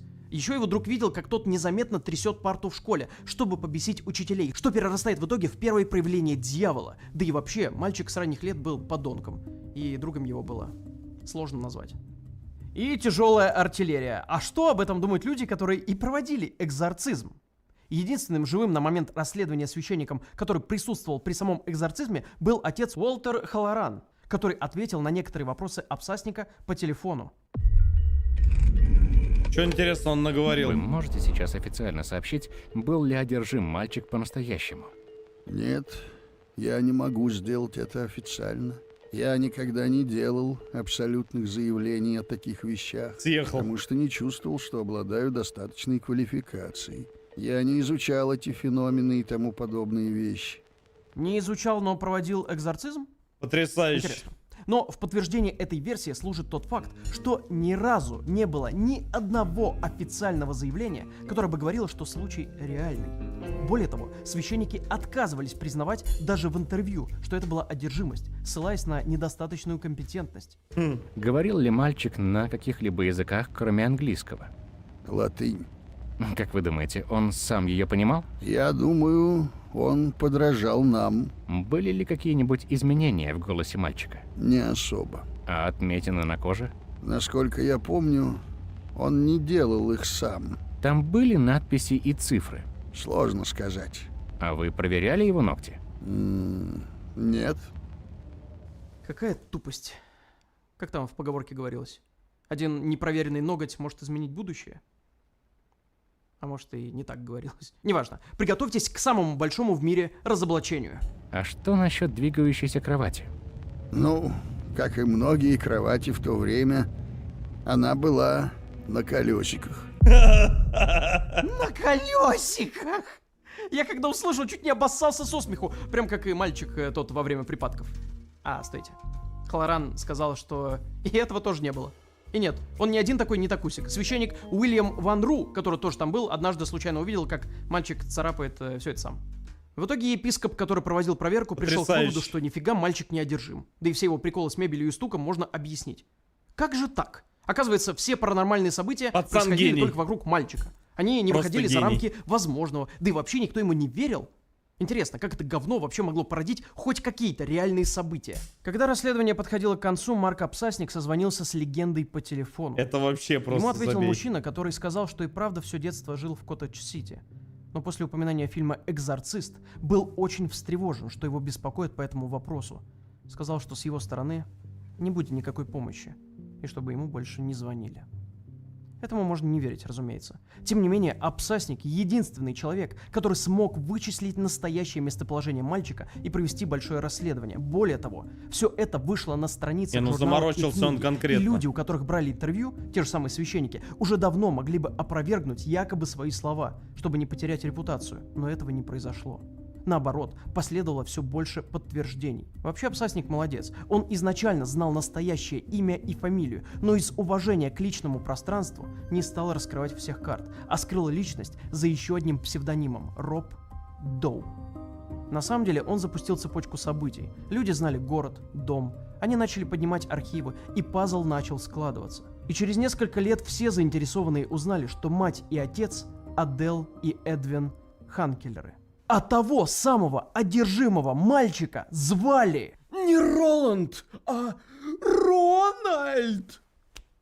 Кто вообще такое ожидал? Программа защиты свидетелей готова предоставить следующие условия.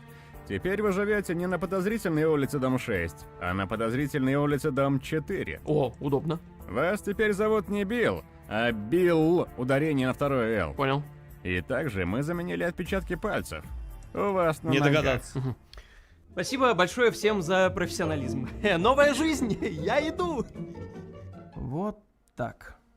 Интересная история, которая оставляет какое-то грустное послевкусие, когда узнается, что Рональд Обычное сарафанное оборвал радио. все контакты с родственниками, не давал наводок репортерам и не помогал в расследованиях. И это странно, потому что он до конца дней мог бы зарабатывать на своем имени, помогая снимать фильмы, как делали почти все одержимые.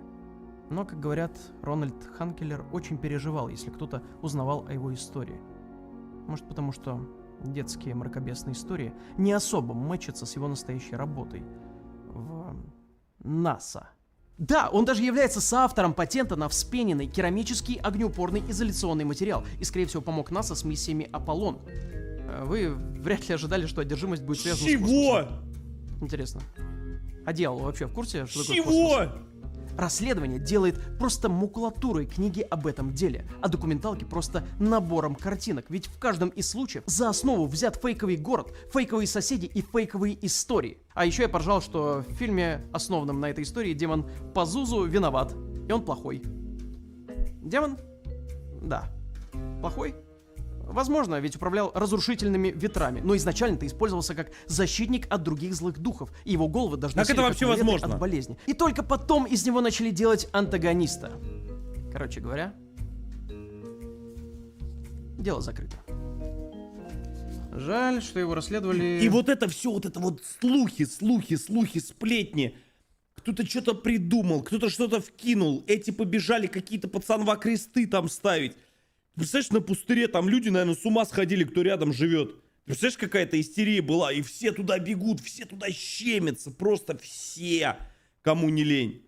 Кто-то что-то придумал, какие-то 4 священника, потом один говорит, да я вообще не при делах, вообще этого ничего не было, и кровать на колесиках, и никто никого не коцал, и вообще все в порядке, все хорошо. Что?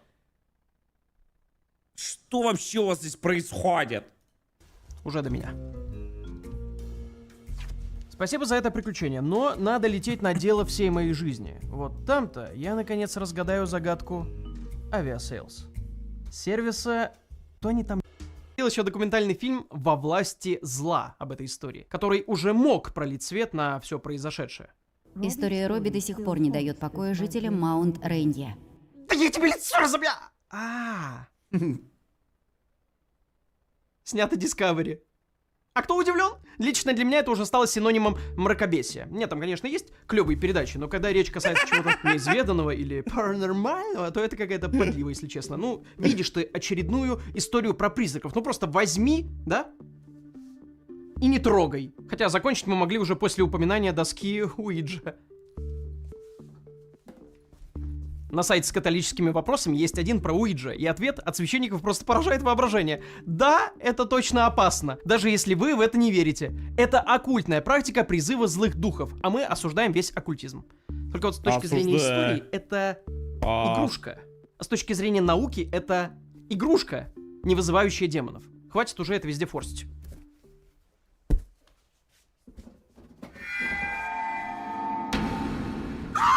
Но я тут для того, чтобы рассказать полную историю экзорцизма, поэтому важна каждая мелочь. Итак, мы поняли, что реальная история такой себе аргумент. Да и боязнь того, что актеры умирали. Это вы? Да, было. От старости. И от несчастного случая, что происходит и во время съемок комедий. «Такси 2», «Проклятый» тоже. Но «Экзорцист», вы не понимаете, это другое. Люди как зомби по нему с ума начали сходить. И это была катастрофа, хотя всех «Такси 2» ждали. Священник Джон Никола, который помогал в производстве фильма, в интервью говорил, что увиденный результат его не обрадовал. Я не стал бы его снимать из-за опасности возникновения истерии. Уильям Ван Ру, тот самый священник Рональда, сказал: «Я не читал книгу Блетти. Не хотелось. Лично я считал, что фильм был крайне отвратительным, абсолютно лживым и довольно опасным из-за того эффекта, который он мог оказать на эмоционально неуравновешенных людей». Психиатр и директор больницы Луис Шлан рассказал, что после фильма к нему поступали люди, которые верили, что их родственники под влиянием дьявола или они сами были одержимы. Они не были. Просто так работал фильм. Остальные психиатры также разносили фильм и говорили о его влиянии на психику людей. Он буквально вдалбливал им, что они одержимы. Психиатр Джеймс Бацута выпускает научную статью, где разбирает таких пациентов и вводит термин киноневроз и предлагает для таких людей краткосрочное лечение. Еще одна вспышка киноневроза произошла после выхода фильма «Челюсти». Единственное, что может сделать фильм, опустить молодежь до примитивного уровня. В общем, многие священники и ученые говорили, что когда фильм выйдет в прокат, он оставит за собой лишь разрушение и повышение спроса на услуги экзорцизма. Некоторые психиатры называют «Экзорциста» опасным фильмом, потому что он действительно придает достоверность множеству суеверий. Возможно, для кого-то это и правда, но «Экзорцист» может быть опасно убедителен. Плевать абсолютно, что там эти психиатры психованные говорят. Лучше купи мерч. Смотри, есть футболки, пластинки. Хочешь фигурку, где девочка рыгает? Смотри. Экзорцизм. Это прикольно. А что если это не прикольно? Настало время рассказать историю, которая будет не такой забавной, как прошлое. Это на самом деле произошло, и это страшнее любого фильма ужасов. А ну-ка. Несмотря на отсутствие фактической основы у истории, Уильям Блетти выбрал ее в качестве основы для своей книги. В тот момент он не осознавал, что слова из его романа начнут оживать. Он пишет то, что произойдет в будущем.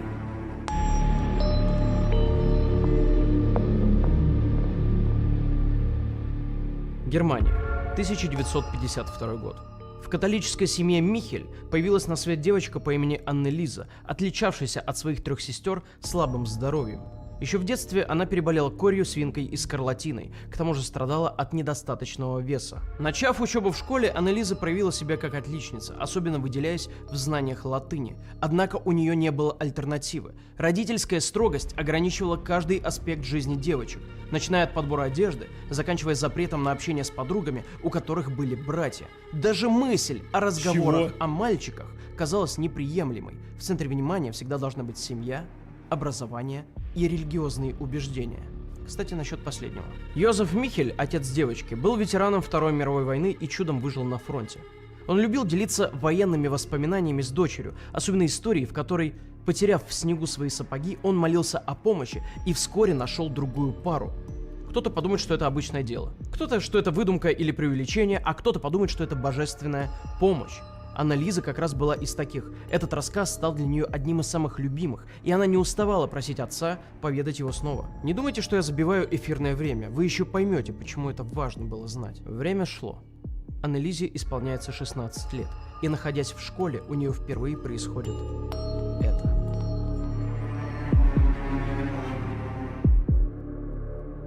Ой, я вам сейчас расскажу, я вспомнил.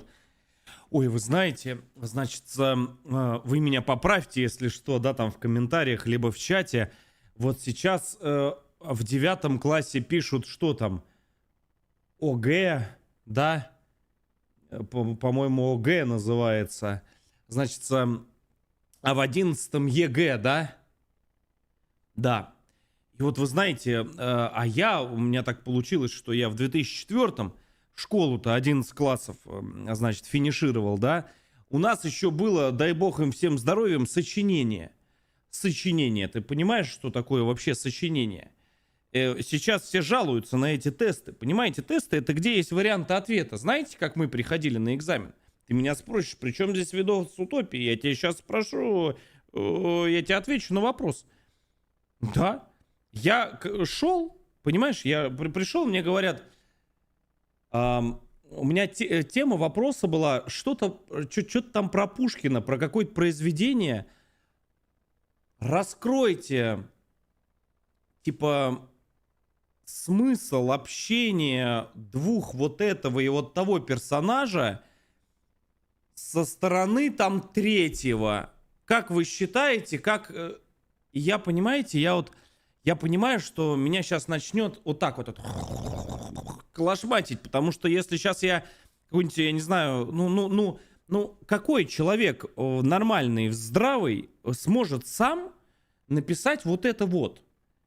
Ну, то есть, понимаете, и я вот сижу, так же вот смотрю на всех, вот на вот эти лица, ну, кроме первых этих двух пар, да, вот этих вот, которые, ой, я все знаю, я все умею, я все могу, да, ничего не вижу, ничего не слышу, вот эти вот, которые, ты тихо, я сам не успеваю, помните их, да, вот этих вот утырков, ты тихо, и который, ты ему говоришь, слышь, ты все сделал, подскажи, пожалуйста, да тихо, ну, не отвлекайте меня, ты ему говоришь, заткнись, блядь, пока я тебя, сука, сейчас не вмочил.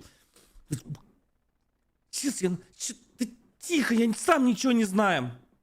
И самым первым потом руку тянет, говорит, я все. Ты ему говоришь, подскажи, он раз встает из класса, уходит. Да, потом спрашивает, почему по башке получает этим портфелем. Ну, неважно. Значит, и вот когда я пришел писать сочинение, мне говорят, ни о чем не волнуйся, все хорошо, вот тебе ручка, вот тебе шоколадка Аленка.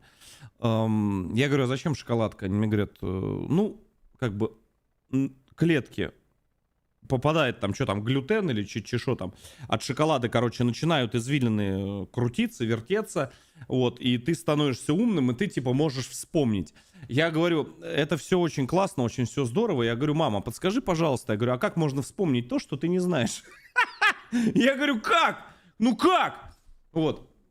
И да, там, в общем, у нас вот это вот все происходило, да, глюкоза там, да, не глюкоза, в общем, с умным лицом все сидели. Я говорю, а как можно вспомнить то, что ты даже не читал и не помнишь? Они говорят, ну, там вспомнится, да. Ну, в общем, все как всегда, слезы, сопли, всем, какая харденка. Это все вранье, не было такой шоколадки, это фэк и вброс. Вот, и, значит, всем потом, ну, естественно, раздали, всем подсказали. Я выхожу, и вот о чем я подумал.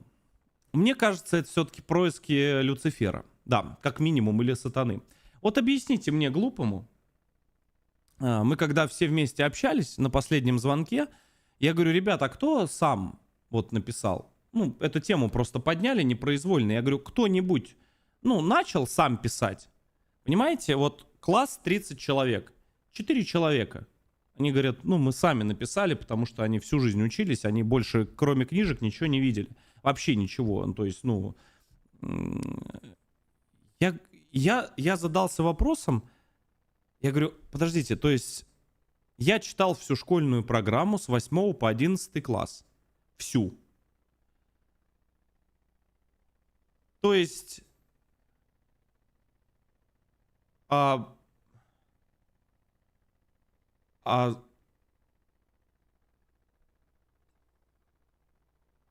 У меня один вопрос. Ну, если все равно никто ничего не помнит и никто ничего не знает. А зачем? Сейчас кто-то скажет, зато стал умным. Понимаешь, много что прочитал, много помнишь. Я фантастику всю жизнь любил читать. Мне нравилась фантастика, какой-то науч-поп, какие-то журналы. Там про Бермудский треугольник, про НЛО, там всякие... Вы знаете, сколько у меня всяких вырезок было? Я не хотел школьную программу читать. То есть я бы мог стать каким-нибудь умным человеком, только в другой сфере, а не стримером. В общем, разговор зашел в тупик. Мораль сей басни такова, что сочинение это еще хуже, чем ЕГЭ, так что не жалуйтесь, все нормально. Не сдадите? Сдадите в следующий раз. Не сдадите в следующий раз, пойдете в этот. Та-та-та-ра-та-ра-та. Пропади моя тоска. Внезапно ее лицо исказилось в настоящую гримасу. Искаженное лицо, которое я не могу описать словами. Ее тело полностью одеревенело. Она потеряла сознание и не помнила, как это произошло. Этой Надо же ночью у нее в комнате нажать. случился судорожный припадок. Я чувствовала, что эта гигантская рука прижимает меня к земле, но я ничего не могла сделать. Гигантская Во рука. время этого припадка она столкнулась с проблемами контроля над мочевым пузырем. При попытке поделиться этим с матерью, та встретила ее слова осуждением. Осуждаю. Возможно, мать не поверила. Мать или же свеча была. беспокоилась за состояние постели. Трудно сказать точно. Следующий год прошел без каких-либо инцидентов. Однако в августе 1969 года проблема возникла снова. На этот раз ее мать Анна решила обратиться к доктору. Проведенные Неконтролируемое анализы, к пеновыделение. сожалению, не выявили никаких аномалий. С неврологической и психологической точек зрения все результаты были отрицательными. С течением времени здоровье девочки ухудшается. Ей приходится столкнуться с удалением миндалин, плевритом, пневмонией, туберкулезной инфекцией. Она переходит из одной больницы в другую, испытывает приступ за приступом, посещает разных врачей и проходит многочисленные обследования, которые... Я понял, лег с простудой и ушел со всем букетом заболеваний. 100% демоны во всем виноваты, 100% нет. Не то, что она сменила миллион больниц, ни в коем случае, нет. Нет, это все происки, да. не приносит ясности в ее состоянии. 100%. Все, что я делаю, это сижу в кабинете у врачей. Сначала ты тащишь меня к одному, потом ко второму, а потом мне приходится идти к третьему. Мне бы хотелось избавиться от этого и просто жить, как все другие девушки. Как ты не можешь этого понять? Пожалуйста, хватит меня вечно во всем винить! Даже Обожаю, электроэнцефалограмма не блядь, выявляет истерики. никаких аномалий. Причины приступов остаются неизвестными, и каждый раз они настигают ее неожиданно. Доктор делает очередное ЭЭГ, где ничего не понятно, но исходя из рассказов о судорогах, предположил, что это может быть эпилепсия, и прописал противосудорожные. И вскоре после последнего обследования с ней случается нечто более странное – видение ужасных искореженных лиц. Она становилась все более замкнутой и апатичной, что... Кто там сказал погромче сделать? Дурак неумный. Ты чего? Погромче ему. Отмечали одноклассники. Очень замкнутая. Она никогда не говорила о том времени, когда была в санатории. Все, что я знала, это то, что она где-то была. Но больше не было никакой информации, и она всегда избегала этой темы. Потери сознания продолжали происходить, но ей просто давали очередное противосудорожное. Это религиозная семья, как я уже говорил, и они посещали храмы. Но в один из дней не смогли это сделать, так как девушка просто не могла в него войти. Ее ногам было горячо, она не могла смотреть на иконы, начала чувствовать зловоние. Но самое страшное было позже. Придя домой, она впервые заговорила не своим голосом.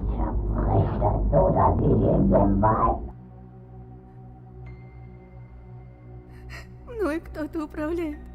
Я ничего не могу с этим поделать, мам.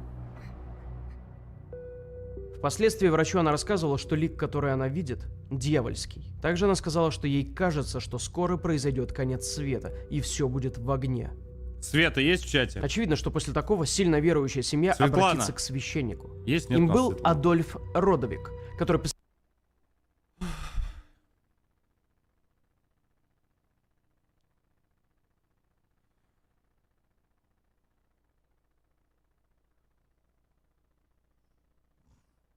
Ты давай, это, без вот этого вот.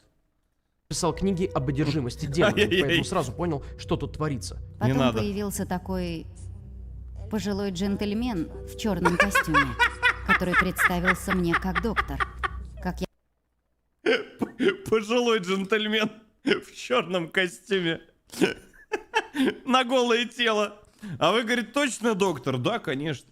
Я Конечно, потом доктор. поняла, это был экзорцист. Но так как был слишком стар для такого, посоветовал обратиться к другому человеку. Делом заинтересовался Латыш, приятного отец Эрнст просмотра. Айк, Спасибо. который с каждым днем все больше убеждался. Добро пожаловать. Тут без Спасибо, брат, экзорцизма не за обойтись. такой донат.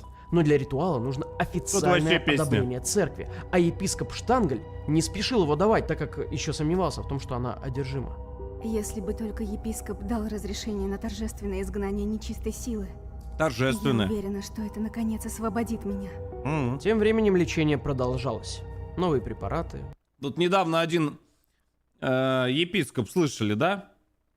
Устанавливал тоже, изгонял демонов, как всем рассказывал, да. А потом по итогу оказалось, что он, сколько там, 150, 160 мальчиков это осуждаем, да. Да, такой он тоже был. Епископ тоже такой умный, все ему верили, да. Ну, говорит, я ничего плохого не сделал, да. Ну, в принципе, ну а что нам? Действительно. Да, ну вот недавно вот совсем написали. Полное осуждение. Групповые терапии, которые она не могла выносить. Ее тревога все больше нарастала, и она начала чувствовать, что проклята. Однажды, во время лечения, у нее был эпилептический припадок. Это были просто такие подергивания, такие громкие стоны и немного пены у рта. Но я не помню, чтобы это было что-то сверхъестественное или паранормальное. Про КС-ку напомнить, нет?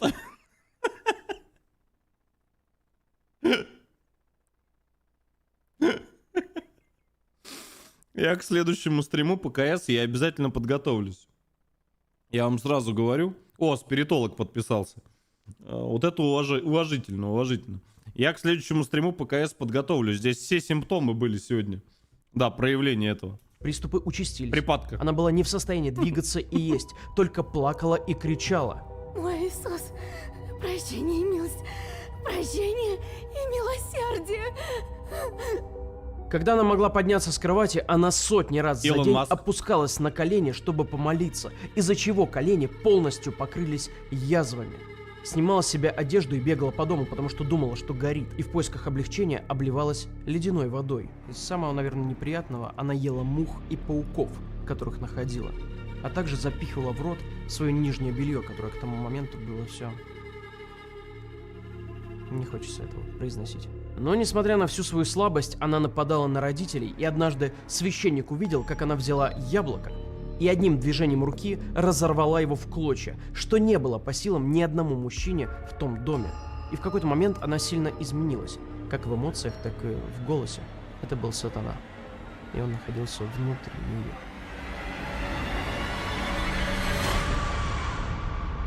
В одержимость теперь верили все, в том числе и сама Аннелиза. И с этого момента они больше не видели возможности для медицинского решения проблемы, ведь оно и так не помогало. Отец Родовик все-таки присоединился к этому делу и сформулировал мнение насчет одержимости, исходя из простых религиозных формул.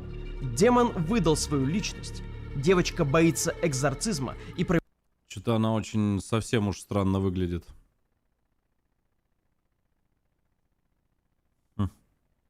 Может быть, это какое-то психологическое заболевание больше? Проявляет отвращение к священным вещам типа крестов, четок и святой воды. Говорит не своим голосом и на других языках. После всей этой информации, что собрали священники, епископ Штангель дал официальное согласие на проведение большого экзорцизма и назначил отца Арнольда Ренца для проведения ритуала.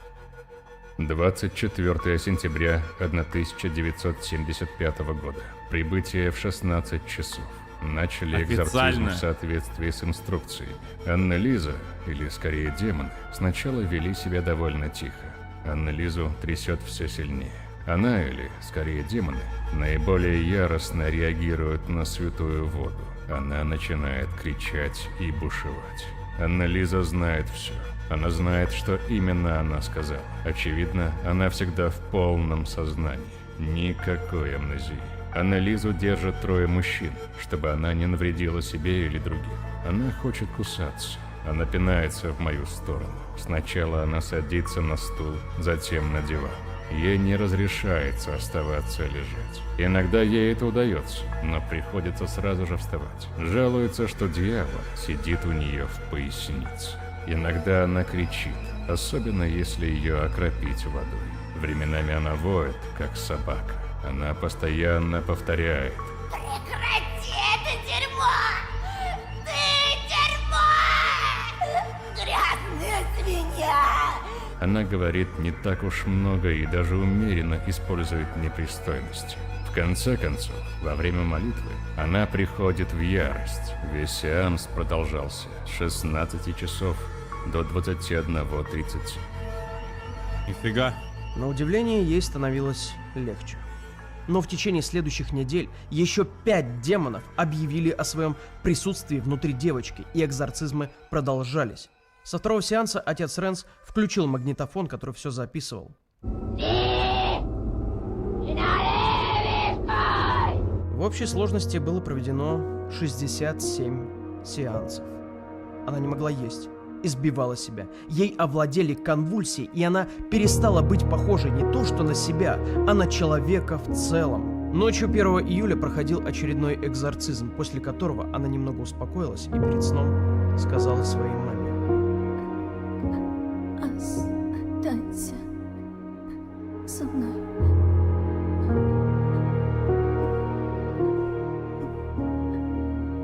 Мне страшно.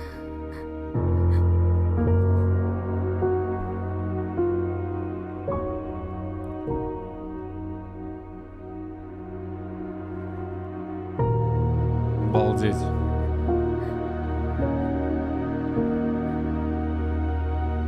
Этой же ночью она скончалась.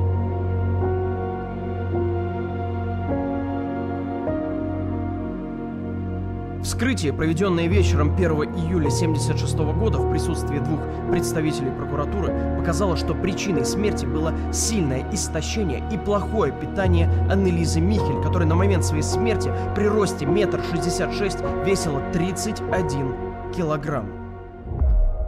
Мы были совершенно нормальной семьей. Аннелиза всегда была веселой, любила петь и училась игре на фортепиано. Поэтому она также поступила в музыкальную гимназию, чтобы стать учительницей.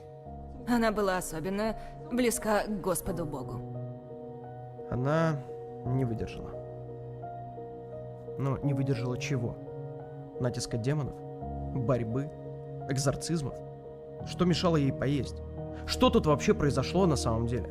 Давайте разбираться, ведь все, что я до этого сказал, только начало безумной истории. Что-то я не... Очень странно, замучили. Начался кавардак. Все... Заметьте, он сказал то, что семья была крайне религиозная. Возможно, ее просто, да. Может быть, какая-то болезнь. Да, что угодно может быть.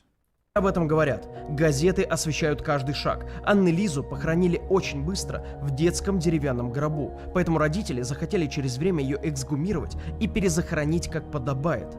Вторая версия, неофициальная, заключается в том, что одной из монахинь пришло видение, что Аннелиза святая, а если она святая, то она нетленна. Ее тело будет найдено нетленным в белом детском гробу. Это будет доказательством того, что к этому приложил руку Бог, и что она действительно была одержима дьяволом, а не была больна в медицинском смысле. Ее нетленный труп докажет невиновность ее родителей. Знаете, это, конечно, слухи, но все это время в воздухе витают разговоры об экзорцизме. Все знали, как она умерла, поэтому я вообще не исключаю ничего. В итоге ее перезахоронили и увидели, что тело сильно разложилось. Даже после смерти ей не дали покой. Но что в итоге со священниками? Во-первых, было разбирательство, и так как она умерла от истощения, хотя рядом были люди, начали искать виновных. Начался суд, и внезапно все осознали, что причастных могут по-настоящему посадить, ведь прокуратура добивалась признания всех обвиняемых виновными в непредумышленном убийстве, а именно мать, отца, 2 священников, Альта и Ренца. И тут Альт выдает, что священник не несет ответственности за питание, и этим должны заниматься родители. Ренц ему поддакивает и говорит, что они доверяли Родовику, который сказал, что при экзорцизме нельзя умереть. Папа Аннелизы утверждает, что его уверили, что демоны могут только пытать, а не убивать. То есть все всячески пытались избежать ответственности и тыкнуть в кого-то пальцем. На них смотрели как на психов, и тут Ренц показал все 42 пленки с записью ее криков, думая, что это может переубедить судей. Но проверка не нашла в них ничего, что может намекать на их невиновность. И тем более дать объяснение, почему девочку не отвезли в больницу и почему у нее кровоподтеки и синяки по всему телу. Родители учеников начальной школы выразили протест против того, чтобы отец Рэнс продолжал преподавать религию их детям. У людей диссонанс. Они настолько шокированы, что обвиняют во всем церковь. Анна Михель, Йозеф Михель, отец Рэнс и отец Альт были обвинены в убийстве по неосторожности в 1978 году. Суд буквально встал в позицию, что девушка умерла от экзорцизма, неоказанной помощи и безответственного поведения родителей. И на этой истории основан фильм «6 демонов» Эмили Роуз. Имя изменено, Да но ладно? история почти такая же. У Анны Лизы тоже 6 демонов внутри было.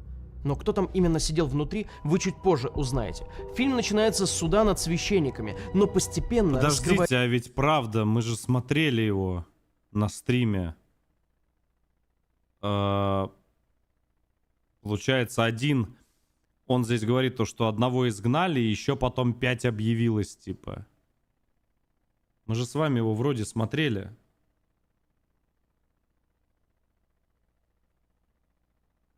Жесть, я никогда не мог подумать то, что это взятая история какая-то реальная, настолько реальная.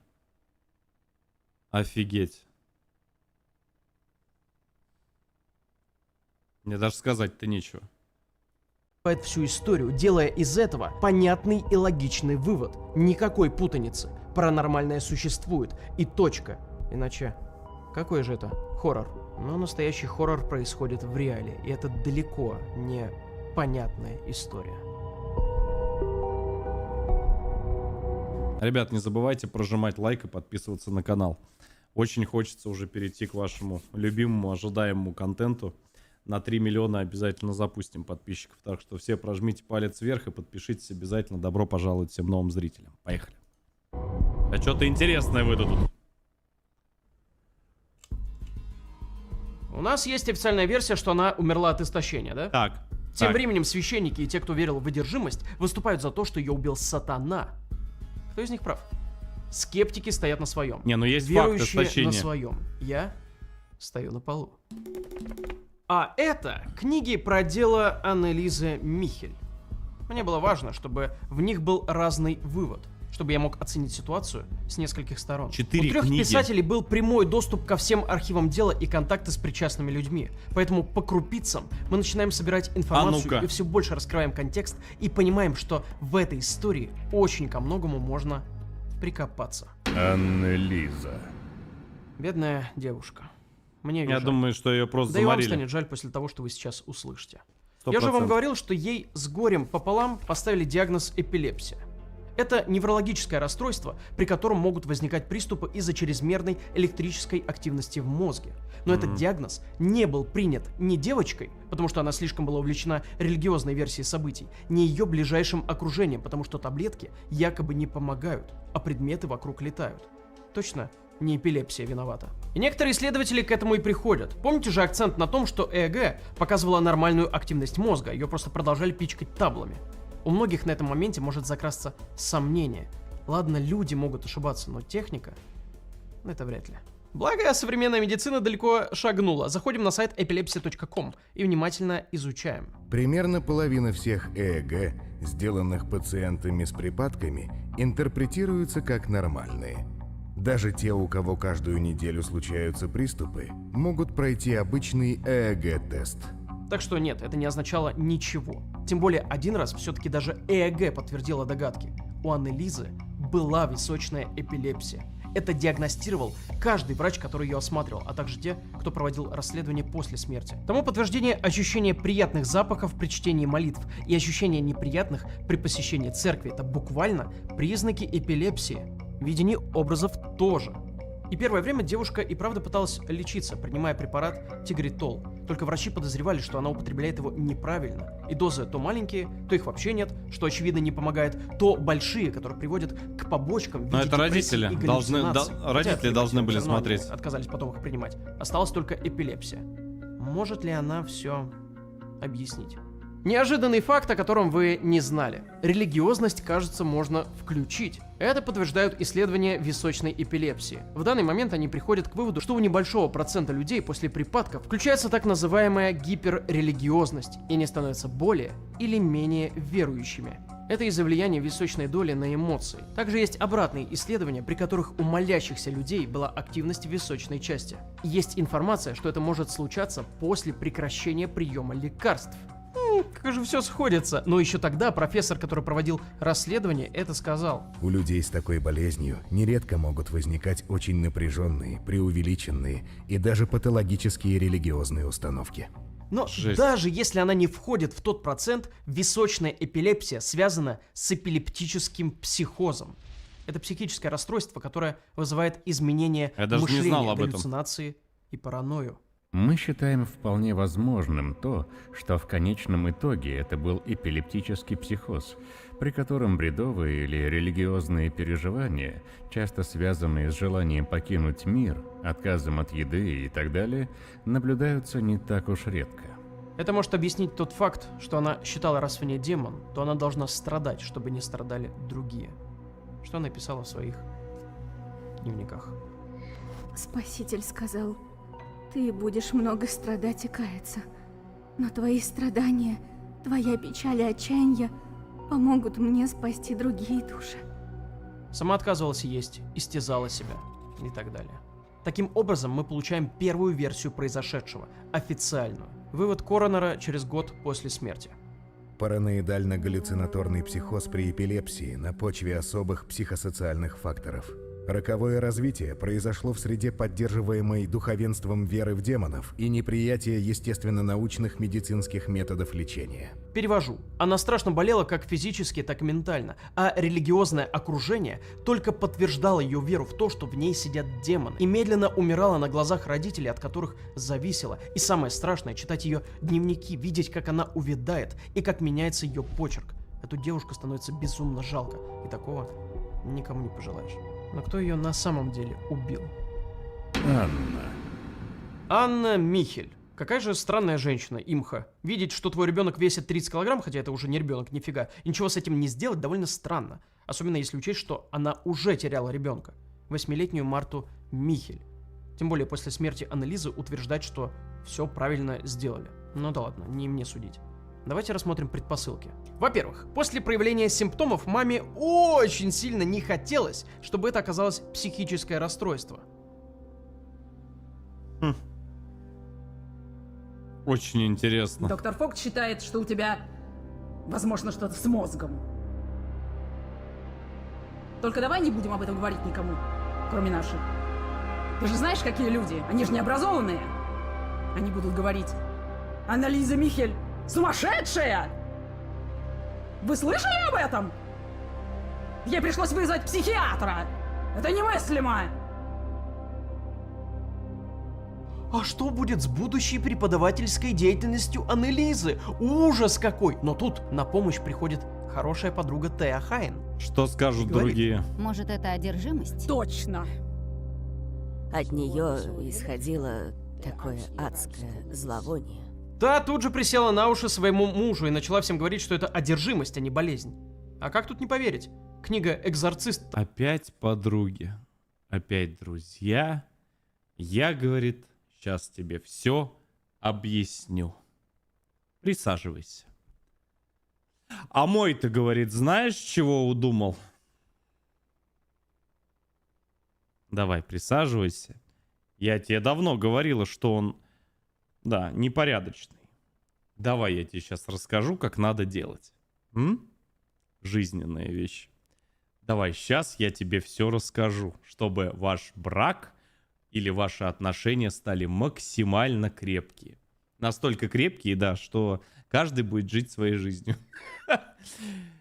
Столетия идут, ничего не меняется. Ничего. Как только вы этих ведьм пускаете в свою жизнь, или друзей, дурачков, вот, пожалуйста. К этому времени уже вышло. Подруги. Потом появились новые факты, что ее прокляла соседка на самом деле и так далее. Может, поэтому участие врача в экзорцизмах было исключено? А может, потому что сама Аннелиза не хотела? Или потому что этого не хотели священники? Наверное, самый странный персонаж во всей истории. Даже просто потому, что заявлял, что он экстрасенс и телепат. и что может просто понять, сидит в человеке демон или нет. Ученые и другие священники, когда слышат этот факт, орут в голосину. А я ору в голосину, когда узнаю, что он смотрел фильм «Экзорцист» и читал книгу, о чем он сам признался епископу. И давайте же немного пробежимся по совпадениям. Мозг в норме. Утверждает, что в ней сидит сам сатана. Слышит звуки. Самоистязание, недержание, конвульсии, мат, несколько личностей внутри, рычание, подозрение на височную долю и Несколько личностей внутри?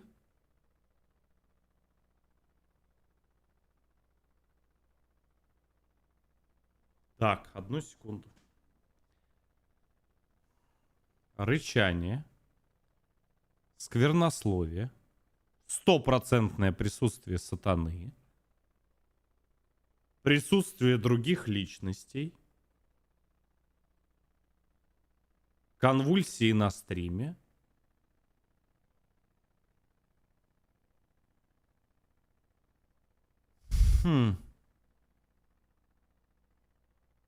Есть у меня один знакомый стример. Теперь все сходится. Нужен обряд экзорцизма. 100%. Чтобы совсем уж сделать все как в фильме, видимо, решил идти до конца и тоже записать аудио экзорцизма. Я не просто так говорил, что Блэти писал то, что реально произойдет. Да, все это может быть совпадением, но его нельзя игнорировать. Все сообщения о демонах и паранормальном появлялись как раз в 71-73 годах, когда как раз это и было повесткой западной культуры. И, кстати, все новые личности появлялись в анализе только после того, как появились священники. И вам наверняка не терпится узнать, кто это был. Сатана, Каин, Нерон, Иуда, Гитлер.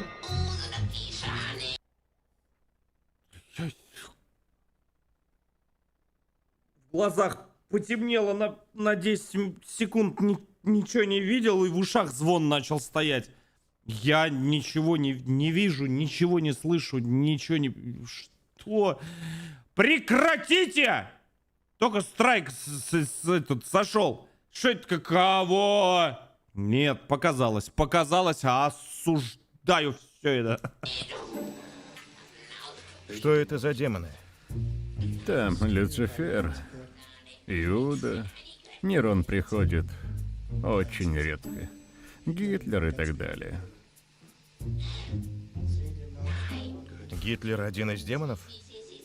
Да. И священник Флейшман. Не спрашивайте, как они туда поместились. У них там своя... Избавьте нас, пожалуйста, от банного проклятия. Да поможет нам етитская сила. Атмосфера. Но занимательно то, что это люди. А насколько я понимаю, захватывать людей могут только демоны и дьявол. Да, в еврейской мифологии есть Дибук. Это как раз дух злого человека, который переселяется. Но если это в католической вере, большой вопрос.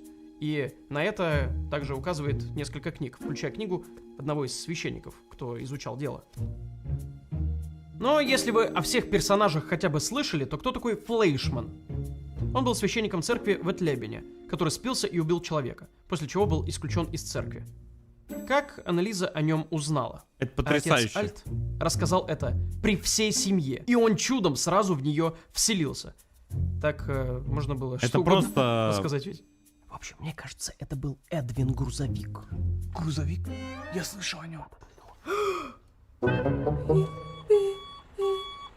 А что если отец Альт специально все это делал? В поддержку этой теории выступает тот факт, что на записи Аннелиза зачем-то критикует нововведение в католической церкви и призывает отменить реформы. Зачем? Что должны делать кандидаты в священники? Каким должно быть руководство к жизни? Они должны обучаться в своих собственных семинариях, а не в других университетах. Понял, что Понимаете? вообще творилось? Конечно. Есть что-то еще, что можете сказать? Демократия в церкви — это не всегда самое лучшее, понимаете? Потому что Потому что дьявол обладает большей силой? Да, сволочи! Сволочи! Пусть священники, пусть они скажут мне, что я существую. В целом это просто очень странно звучит. Как сатане это вообще может быть выгодно? Зачем ему раскрывать свои слабые стороны и хоть как-то помогать церкви? Не использование ли это больного человека в своих целях? И, наконец, на суде, когда профессор доказал, что у нее была эпилепсия и психоз, отец Альт протестовал и называл его некомпетентным и просил других людей перепроверить. Я не видел ни одного эпилептического припадка, и она вела себя не так, как эпилептик. Это называется «следи за своим языком». Ее диагноз проверили и убедились в этом еще раз. А еще проверили отца Альта и сказали, что он ненормальный, с подозрением на психоз шизофренического типа. В целом, это может объяснить веру в свою телепатию. А еще они заодно проверили отца Ренца. Ренц. В целом, он был уравновешенным, умным человеком, просто очень доверчивым. И отец Альт для него почему-то был авторитетом. Но на суде все равно стоял до последнего. И мне, и ей, и ее родителям было ясно, что она хотела искупить страдания других, чтобы спасти других людей от ада. В этой связи я также хотел бы сказать, что демон сказал, что Аннелиза была проклята с самого начала, еще до ее рождения. Епископ потом заявил, что не принимает его слова, и человека нельзя проклясть до его рождения. Упс. Штангель. Да, этот самый епископ, который одобрил экзорцизм, не имея на руках никакого... Представляешь, как всех накуканили? Как всех потянули потом? Никакой информации о девочке, кроме той, что ему приносил отец Альт, а мы знаем, что он приносил, того, что сам верил или придумывал. Была большая ошибка одобрить большой экзорцизм, совсем не зная деталей дела. Но в итоге он осудил и священников, и то, что велась запись, и отказ от медицины, сказав, что экзорцизм никогда ее не заменит. Мое личное мнение таково, что то, что широко понимается под одержимостью, следует отнести к категории болезней. Молитва, разумеется, оказание медицинской помощи никогда не исключает, а даже обязывает к этому. Родовик. Был человеком, с которого все началось, который говорил, что экзорцизм никогда не приводит к смерти. А когда она умерла, он такой: ну, на... Отец. Да, он просто сказал, что он тут ни при чем. Кто я? И вообще, на его месте он бы ее в больницу отправил. Лучший. Йозеф. Ее папа на допросе сказал, что они сделали все, что было в их силах. Разумеется, с этим можно поспорить, но не хочется. Люди все-таки потеряли дочь. Это ужасно, и такого никому не пожелаешь. С другой стороны, Йозеф до последнего не принимал одержимости, думал, что это болезнь, но все-таки поддался. Ларинголог не нашел ничего плохого в слухе Аннелизы. Доктор Люти считает, что у нее эпилепсия. Надеюсь, ты ей этого не сказала. Возможно, все это немного связано. Но она просто немного не в себе. Вот и все. Нет, Йозеф, нет, послушай. Странности заметила не только Аннелиза. Она была первой, кто услышал. Потом услышали и остальные девочки. Стук, опрокидывание стула, стуки в шкафу, под полом, под потолком. Так. Я имею в виду! Я имею в виду, что это может быть что-то сверхъестественное. Я скажу тебе. Представляете, как по цепочке, что они сотворили? Если ты это хочешь услышать. Аннелиза больна. А то, что касается ее сестер, да, молодые девочки иногда впадают в истерику. Это все знают. Может быть, поэтому они слышат эти звуки. Ну ты-то, взрослая женщина. Послушай! Это еще не все. Аннелиза недавно рассказала мне, что независимо от того, чем она занимается, заправляет постель, играет на пианино или просто смотрит в окно, она видит ужасно искаженные лица. И не время от времени, как раньше. Да, она мне это тоже рассказала. Одному Богу известно, о чем идет речь. Ну, раз она тебе это рассказала, она сказала тебе, что у них лица как у чертей, с рогами, что она думает, что за ней гонятся, и она слышит голоса, которые говорят ей, что она проклята и навсегда отправится в ад. Кто вложил ей в голову эту глупость? Проклята! Она чистый невинный ребенок. Мы не могли быть дьяволами, тебе не кажется? Священники говорят о сатане и о том, что он повсюду пытается искушать нас. Анна, успокойся. Она эпилептик. Когда-нибудь она снова поправится. Все это пройдет, вот увидишь. Нет, Зэп, нет, послушай! Происходит что-то ужасное! Что-то сверхъестественное! Помнишь статую Богородицы внизу на каминной полке? Недавно я проходила там и увидела там Анну-Лизу, смотрящую на нее. Только это было не с обожанием или уважением.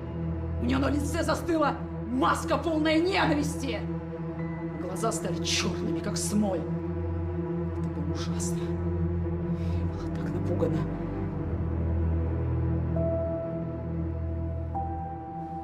Нам придется молиться.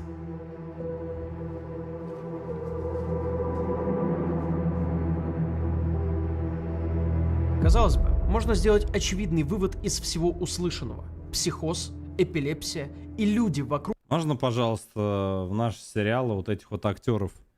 Потрясающие абсолютно люди. Браво за актерскую игру. Можно, пожалуйста, убрать весь вот этот вот сброд? Врача, позовите врача! Нет. Можно вот адекватных людей, которые, ну, любят то, что они делают. Нет, можно, нет. Вокруг невидящие проблемы. Смерти. Пита. Ее парень в этой ситуации вообще никакой роли не играл. Просто смотрел на свою увядающую девушку и ничего не мог сделать. Должны ли мы были отвезти ее в психиатрическую больницу? Это то, чего она абсолютно не хотела. А если бы ее отвезли бы в больницу, и она бы там умерла, тогда я бы упрекал себя всю оставшуюся жизнь. А есть человек, который не согласен со всеми выдвинутыми версиями. И это самый главный человек в истории Анны-Лизы. Мать. Фелиситас. 23 августа 1976 года антрополог и исследователь Фелиситас Гудман увидела в новостях про смерть девочки от экзорцизма. Это ее заинтересовало, так как она изучала экстатические трансы. Это такое состояние, как, знаете, шаманы в транс уходят. В общем, это все про духовные поиски. Понятно. И еще она изучала говорение на языках. Это когда религиозный человек начинает говорить на неизвестном ему языке. Интересно, подумала она, и забыла. Но через несколько лет Фелиситас увидела продолжение истории, когда уже был суд. Суд был убежден в причинно-следственной связи между экзорцизмом и смертью девочки. Это было любопытно, потому что во всех многочисленных религиозных общинах по всему миру, где практиковался экзорцизм, опыт показывал, что ритуал спасал жизнь страждущему, а несоблюдение его как раз могло привести к смерти. Ей был предоставлен доступ ко всем делам и документам, а священники, участвовавшие в деле, помогали ей писать книгу. И по идее, у нее тут собрано самое полное дело, с чем никто не спорит. Только вот вывод совсем другой. Она утверждает, что ее убило не голодание, а те препараты, которые ей выписали. Вы, может, подумали, что они сильные и просто ее высушили. Но нет, это было бы еще куда ни шло. Фелиситас думает, что препараты предотвратили нужные мозговые процессы, которые не включились и не избавили ее от страданий. Я тоже сначала не понял. А потом, как осознал, и все равно ничего не понял. Гудман утверждает, что голодание, насилие над собой и удушье были естественными процессами, которые она совершала инстинктивно, чтобы изменить химический состав своего собственного тела, так якобы и работает религиозный транс. А разговоры на латыни — это примерно как техника тибетских монахов. Ах да, никакой эпилепсии не было, и излечение может быть достигнуто только с помощью экзорцизма, а препараты все только испортили. Следовательно, священники и семья не виноваты. Следовательно, виноваты врачи, ведь без них она бы сама излечилась. Логично? Логично. Ты тупой? В этом логику увидел только отец Альт, который книгу похвалил и сказал, что это самое научное, что вообще есть. Проблема в том, что там науки как таковой не было, как и нормальных источников. Все это просто нельзя перепроверить. А чтобы резюмировать весь этот цирк, меня ждал Final Boss. Вот это поворот! Книги на немецком. Одна из них написана доктором Петра Нейхельмут. Это изначально диссертация, переросшая в книгу. Мне тут нравится, что в отличие от остальных книг, где есть четкий вывод и нифига нет аннотаций, тут каждые полстраницы занимают ссылки на источники, и нет вывода, только перечисление фактов. Это подкупает. И тут я многое узнал о невозможности проверки аргументов Гудман и Вольфа. Вообще, забавно наблюдать, как люди реагируют, когда книга называется «с научной точки зрения», а вывод там вообще не научный. Ссылки на парапсихологию и все в таком духе. Ты смотришь на количество продаж, понимаешь, что это самая известная литература по анализе, и принимаешь, что именно это и привлекает людей. Огромным продажам не помешало даже то, что выводы Гудман не были приняты всерьез даже руководством католической церкви. Как и не помешало по этой книге снять фильм «6 демонов» Эмили Роуз, который Гудман, как оказывается, консультировала. Хотя на самом деле, если присмотреться, то она очень предвзята, не верит врачам, но верит словам священников. Можно ли вообще Вообще, вы антропологу, представляете? изучающему историю одержимости в разных... Вот вы, смотря фильм, да, вот включили обычный ужастик такой. О, 6 демонов Эмили Роуз такой. Надо посмотреть. Посмотрели, кайфанули, либо там не понравилось, забыли. А тут не то чтобы история. Здесь целый... Я не знаю, здесь целая просто вот... Что вообще происходит? народах делать в исследовании однозначный вывод о природе этой одержимости. Наглядный пример. Есть два антрополога. Эрика Бургиньон и Фелиситас Гудман. Обе изучают одержимость и экзорцизм. Первая говорит: несмотря на то, что ученые говорят, что это заболевание или истерия, а другие верят в демонические сущности и экзорцизм, в нашем исследовании мы не можем сказать, Вселенная что это за целая. сущности и существуют ли они. Мы только приводим статистику, какие народы в это верят. Нас интересуют социальные и культурные аспекты одержимости, а не буквальная интерпретация. И что говорит Фелиситас? В ней сидел Гитлер! И что самое смешное, они ведь работали вместе.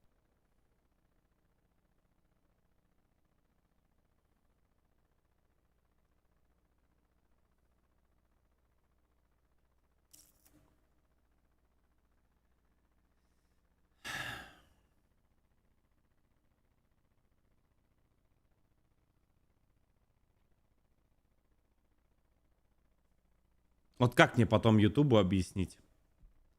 Вместе над исследованиями. Но в какой-то момент одна осталась на стороне науки или хотя бы делает вид, а другая стала любимицей нью-эйджеров. Ведь все это время топило за то, что все это реально, и вы можете впасть в духовный транс всего за 29,95. Альтернативные реальности, расширение сознания. Уникальное предложение только в моем институте. Да, у меня есть институт, где мы изучаем позы древних, и они действительно работают. Вы же в курсе о позе силы. Вот смотрите, сколько просмотров это работает. Чтобы все это ощутить и открыть свой внутренний огонь-то всего за 799, 700 или 795 долларов вы можете посетить наш мистический ретрит, чтобы прикоснуться к вселенной. Грустно осознавать, что человек науки ударился в такое. Да, ее давно нет в живых, но этот институт, ее наследие, ее... Ранняя Блиновская? Чё? идеи. Распространяется фотография. Некоторые люди видят на фотографии призрак Аннелизы Михель на балконе посреди пожара. Это произошло 6 июня 2013 года. Совершенно особенная дата, которая является поводом для спекуляций. 6-6-2013 в сумме тоже 6. 666 для сатанистов это число дьявола. Оп! Вот, я! Не понял. Я! Разумеется, дом загорелся не просто так, а потому что одержим. Кто? Наркоман, который дома в этот день поджигал. Ужас какой. Подписчики из нашего секретного чата, которые живут рядом с тем местом, где проводился экзорцизм Аннелизы, съездили туда ради расследования. Мы с Таней выдвигаемся в город Клингенберг. Увидели ее могилу, которая является местом паломничества тех людей, которые, судя по всему, также не верили в эпилепсию. Также получилось достать контакты священника. Место паломничества? Что вообще? Кого? Что? 2158 год. Кого? О боже, да просто девчонку взяли, заморили, и каждый преследовал свои цели. Который служил в той самой церкви, но после всей истории. Нашли его номер телефона, имейл. Будем писать, будем звонить. Он уже старенький и рассказал, что для семьи и всего города это было большое горе и травма на многие десятилетия. Поэтому во избежание новой волны популярности истории он был вынужден отказаться от интервью перед нашими камерами. Ведь понимает, что информация распространяется бесконтрольно, особенно если это неправда. Он, к сожалению, отказался, но он достаточно подробно объяснил свою позицию, почему он это сделал. Для начала это город. Для города это очень сложная, очень больная тема. К 50-летию Аннелизы уже пыталось баварское телевидение сделать какой-то репортаж, и эта тема опять начала подниматься, и для...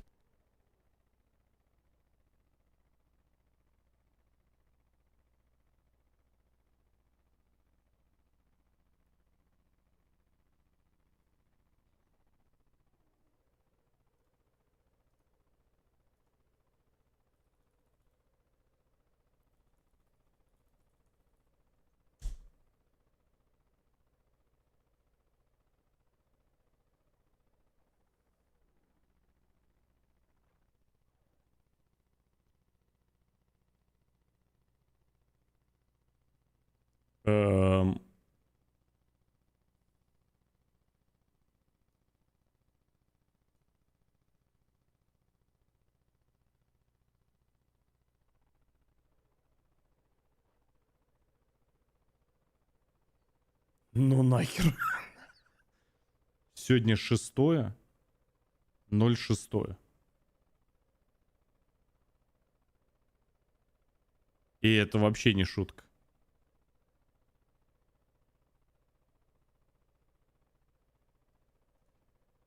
Это что законченное совпадение? Я вам серьезно говорю, я даже у меня в мыслях не было.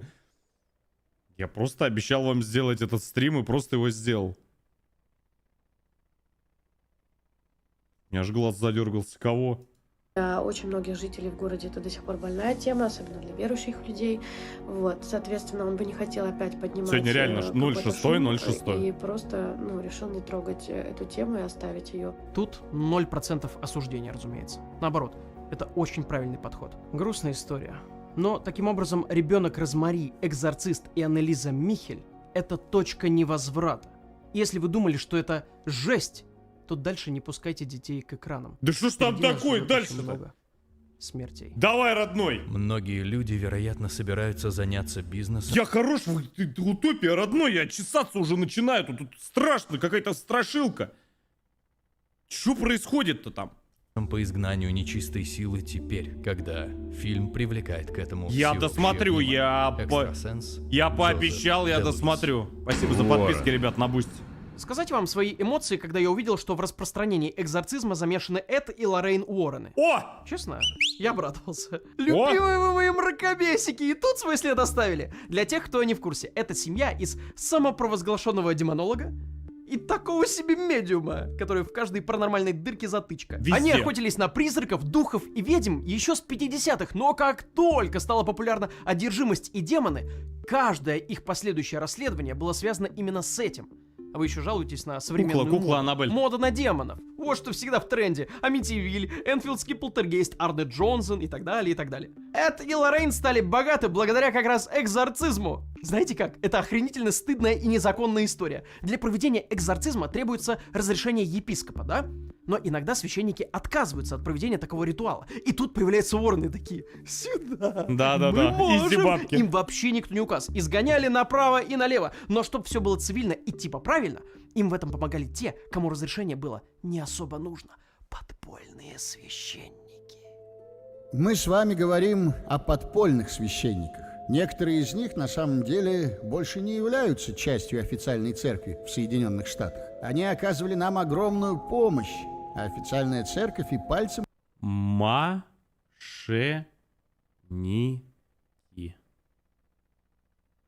Статья какая? Не пошевелилась, чтобы нам Сюда. помочь. Большинство епископов даже отказываются признавать возможность одержимости демонами. Люди постоянно обращаются к нам. В мире так много страдающих людей, и мы просто не можем ответить на все крики о помощи. Если бы католическая церковь сделала что-нибудь, чтобы помочь им, было бы проще. То есть они обвиняли церковь в том, что спрос большой, а предлагают услуги только добрая семья Уоррен. Церковь на это посмотрела, А какой смысл нам отказывать в этом ритуале? Они все равно его проводят. Выпускайте экзорцистов! Уоррены — классический пример того, что называют эффектом экзорциста. Они получали сообщения от людей, которые на волне популярности паранормального уверяли, что с этим столкнулись. Уоррены изгоняли дьяволов киношными методами, собирали эти истории и продавали эти истории обратно в поп-культуру. Как бы самые кассовые фильмы ужасов сняты по историям Уорренов, на секундочку. Поэтому их вклад в моду экзорцизма переоценить не... Ты что? Заклятие. Мы все это смотрели. Все. Проклятие монахини даже туда же. Кукла Аннабель. Но это понятно. Ужас Амитивилля тоже смотрели. Все части заклятия. Невозможно. Но там, где они зарабатывали деньги, страдали люди. Но может ли это быть правдой? Действительно ли я предполагаю, что популярная индустрия развлечений со всем ее дерьмом и чушью способна манипулировать, на самом деле манипулировать религиозными верованиями и поведением? Действительно, это одно из главных утверждений настоящего исследования. Блин, такая дичь вообще, на мой забей. взгляд, в нем нет ничего особенно надуманного. Преподаватель социологии и антропологии Майкл Кунео. Да, к таким мнениям иногда приходят исследователи. Многие из вас молодые современные люди.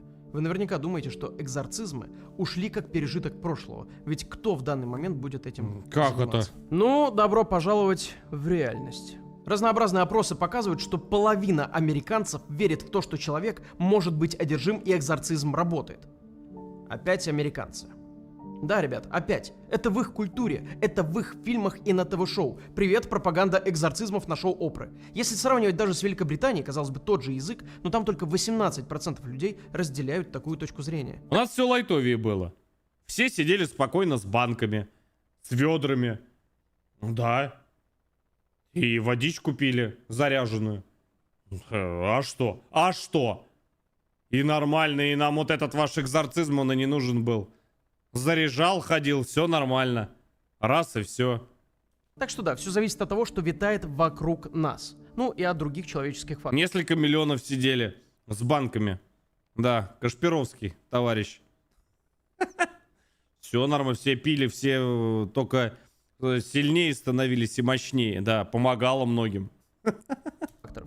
Сейчас будет статистика, которая многим совсем не понравится. Сейчас бы испите. Нашел я ее в книге водиться, Джозефа Лейкока, философа-религиоведа, который всю жизнь занимается исследованием паранормального в религии и не только. Если помните, я его упоминал в ролике про Аннабель. Так вот, он показал одно исследование, которое я сразу побежал читать. Ученые собрали статистику среди тех, кто верит в так называемое религиозное зло. Туда входят сатана, демоны, ад, например. Начнем с того, что во все это по большей части верят женщины. Это, скорее всего, связано с тем, что они в целом более религиозны. По крайней мере, были раньше. Афроамериканцы больше верят, чем другие. Может быть...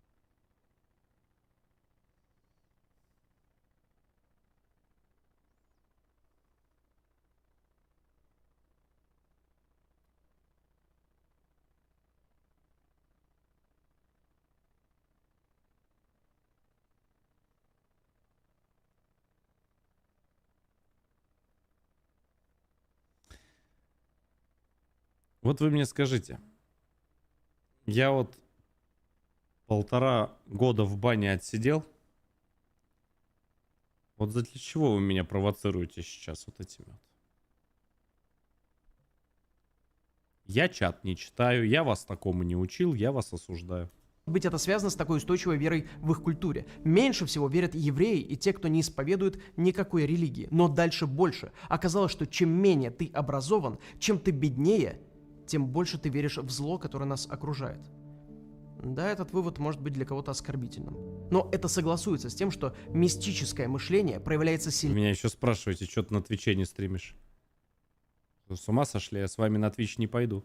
В сложные времена. Сложные даже не для всего мира, а для определенного человека. Это подтверждает экзорцист из Индианаполиса, который рассказал, что до пандемии было 5 звонков в среднем насчет изгнания демонов, а во время нее получал 10-12. Опять же, мир меняется, и исследования в дальнейшем могут показывать другие результаты. X2 просто. Но сюрприз, вера в одержимость постепенно росла с 70-х, и с каждым днем все больше была легализовано, что ли. И сейчас я проведу дьявольский экскурс по временной линии.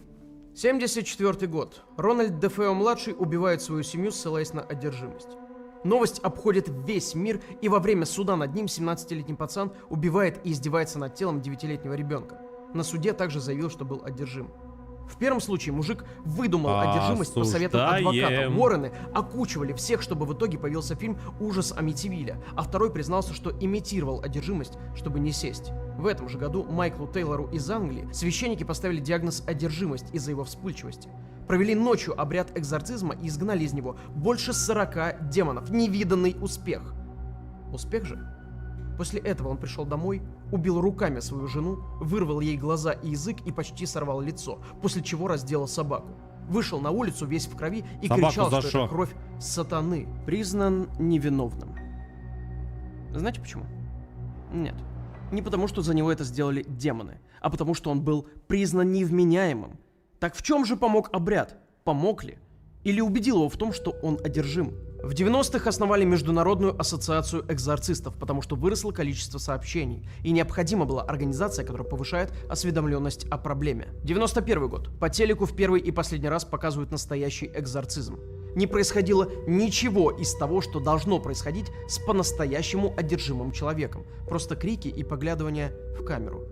Но вера росла. Фильмов становится все больше. Выходит уже третья часть «Экзорциста». На суде в 1992 году выяснилось, что серийный убийца Джеффри Даммер очень ее любил, заставляя своих жертв смотреть ее, разыгрывал сцены из фильма и вдохновлялся убийствами, которые в картине были показаны.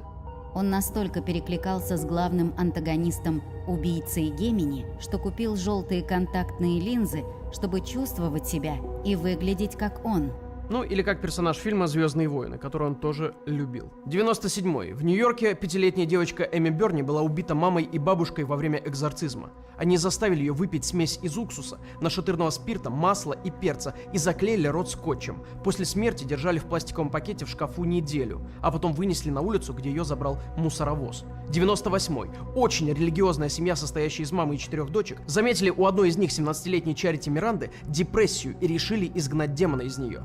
Та сильно сопротивлялась и не позволяла себя истязать, на что мать заявила: «Девочки, извините, это не Чарити, оно захватило ее!» Ее задушили пластиковым пакетом.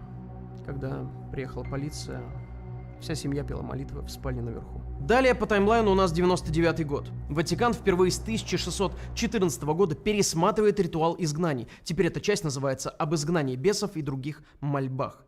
Теперь там не обращались напрямую к дьяволу, а просили Бога воздействовать на него. Многие священники, кстати, протестовали, так как, по их мнению, это чит-код для дьявола, и он станет только сильнее.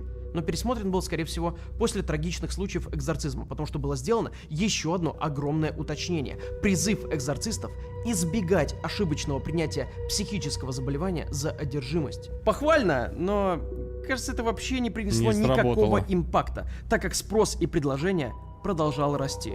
2001. Андреа Йейтс. Послеродовая депрессия, психоз, шизофрения. Дьявол внутри нее приказал утопить 5 своих детей в ванне. Она послушалась.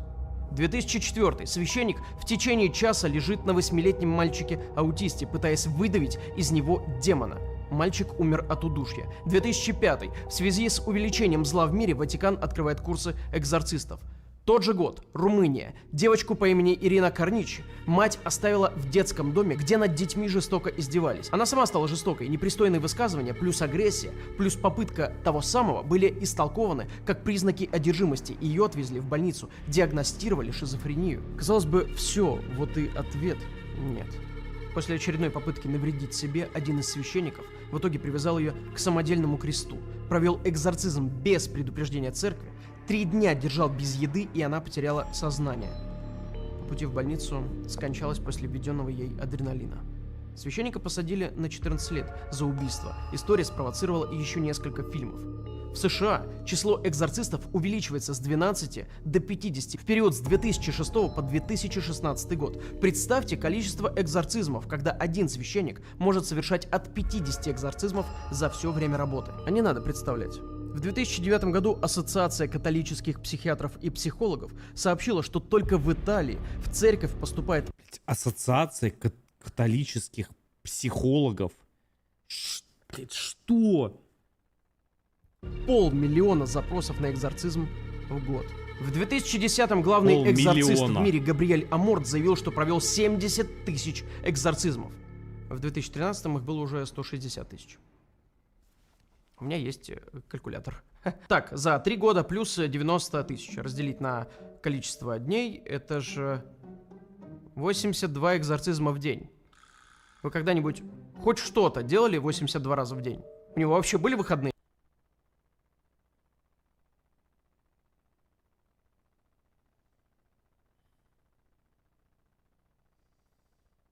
Ну, 82, конечно, нет. Но как бы да.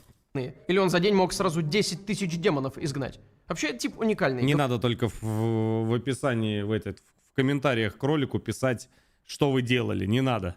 Говорил, что слушать рок-музыку, смотреть Гарри Поттера и фильмы ужасов — это грех и дьявол. Полгода назад про него сняли фильм ужасов. Ирония. 2014. Мать считает себя убийцей демонов и ножом убивает 2 своих детей и еще 2 наносит ранения, потому что во время экзорцизма демон переходит из одного ребенка в другого. Перенесемся в настоящую шизу. Если вы не знали, экзорцизм — закрытое мероприятие, нельзя его снимать или раскрывать личности больных, а еще нельзя это делать без разрешения епископа и за деньги. Как хорошо, что евангелистам все равно, сказал в том же году преподобный Боб Ларсон, который мало того, что провел огромное количество экзорцизмов в прямом эфире, так еще и делал это по скайпу. За $295.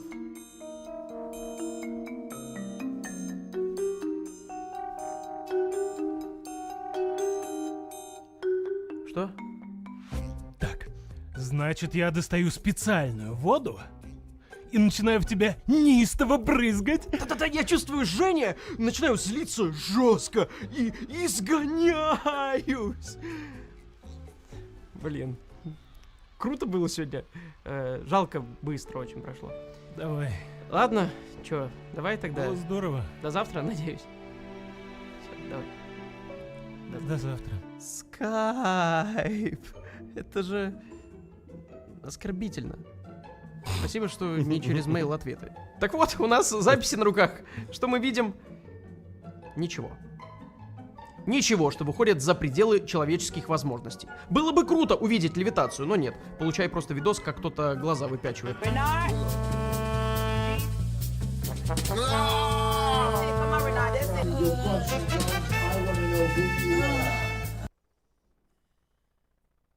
Я не хочу смотреть этот видеоролик. Я не хочу, потому что меня сейчас прорвет. Прорвет очень сильно. Это все попадет в клипы. И, конечно же, отправится я знаю куда. Да. Я не хочу никак комментировать все, что сейчас я увидел. Я ничего не видел, я ничего не слышал. Да, я очень люблю Twitch. Я никогда не говорил ничего плохого.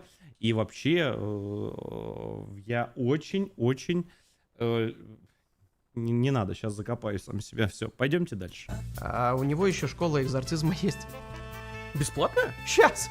$500 за обычный курс изгнания и косарь за продвинутый. А вообще удобно. Уровни есть, как в играх.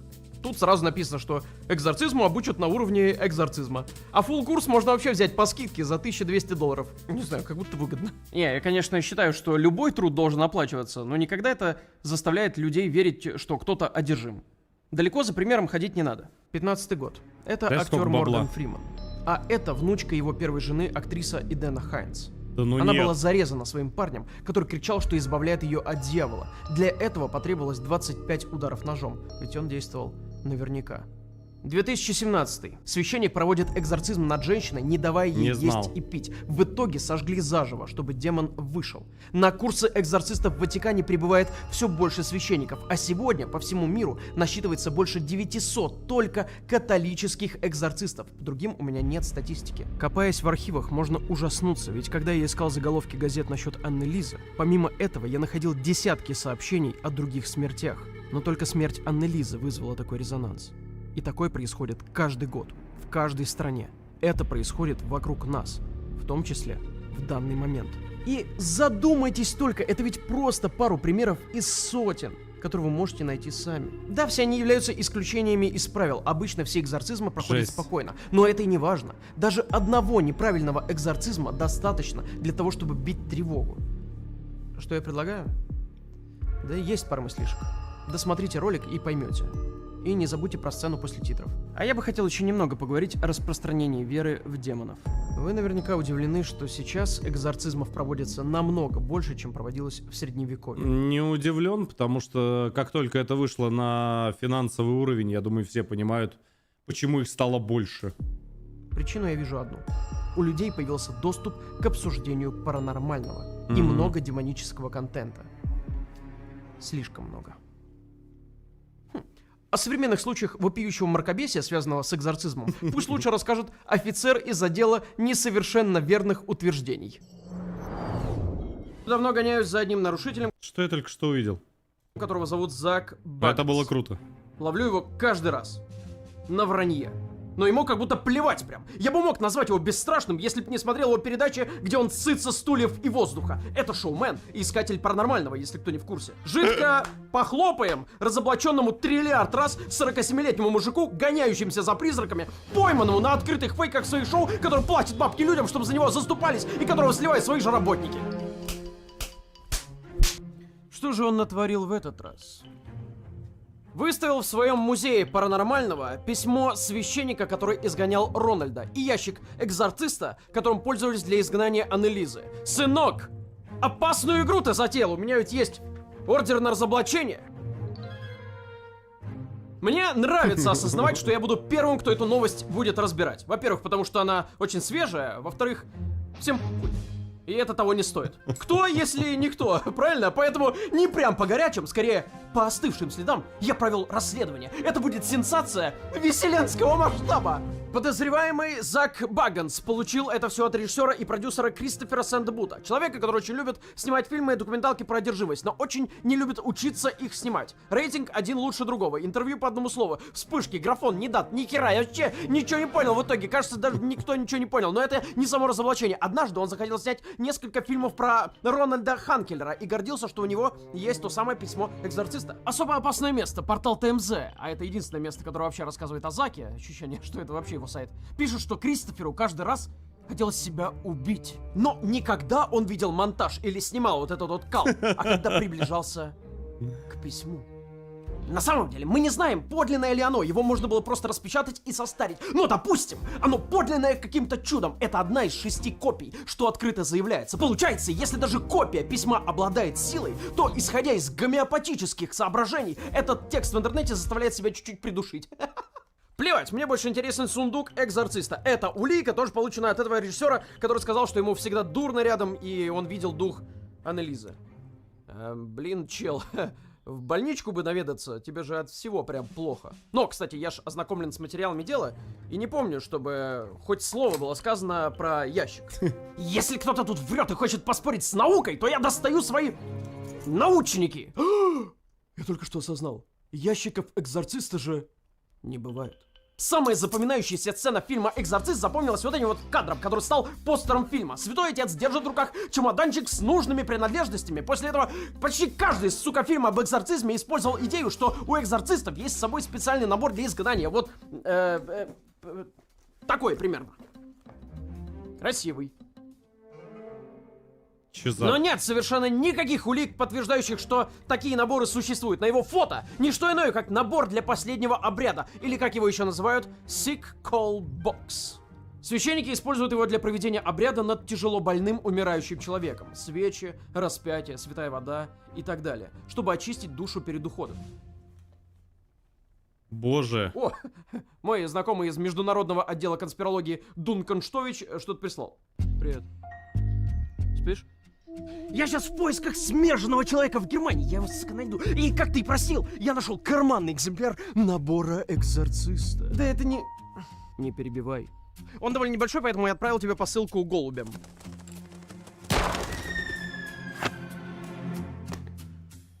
Если она уже пришла, то будь осторожен. Моя собака повесилась, а у меня, кажется, порча на понос. А когда я получил набор, вообще странности начались. В общем, я считаю, что он жестко одержим. Как минимум 3 демоническими сущностями и 1 демоническим горностаем. Ни за что его не открывать. Ты слышишь? Дункан херни не посоветует. Все, пока. Не звони мне.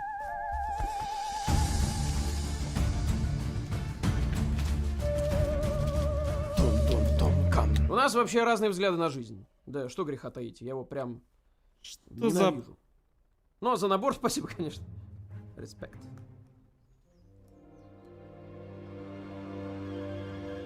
Шучу! Демонов не бывает.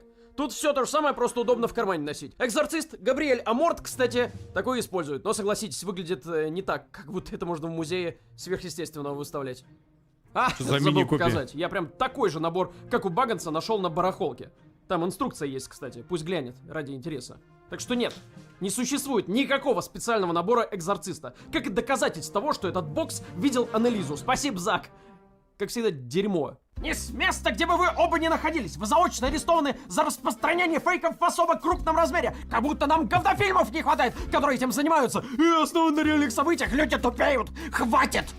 Следите за пальцами и пистолетами, я этого еще не говорил. Есть исследования, подтверждающие, что люди, когда смотрят исторический или основанный на реальности фильм, часто заменяют свои исторические знания дезинформацией из фильмов, вы понимаете? Но когда перед фильмом показывается дисклеймер, что там много неточностей, то дезинформация не так часто запоминается. Вместо этого хоррор вначале говорит: тут вообще все правда, брось нести эту чушь на пол, иначе я буду стрелять! Впаять бы вам всем пару минут общественных работ по всей строгости закона. Может, и перестали бы пользоваться трагедиями людей ради заработка.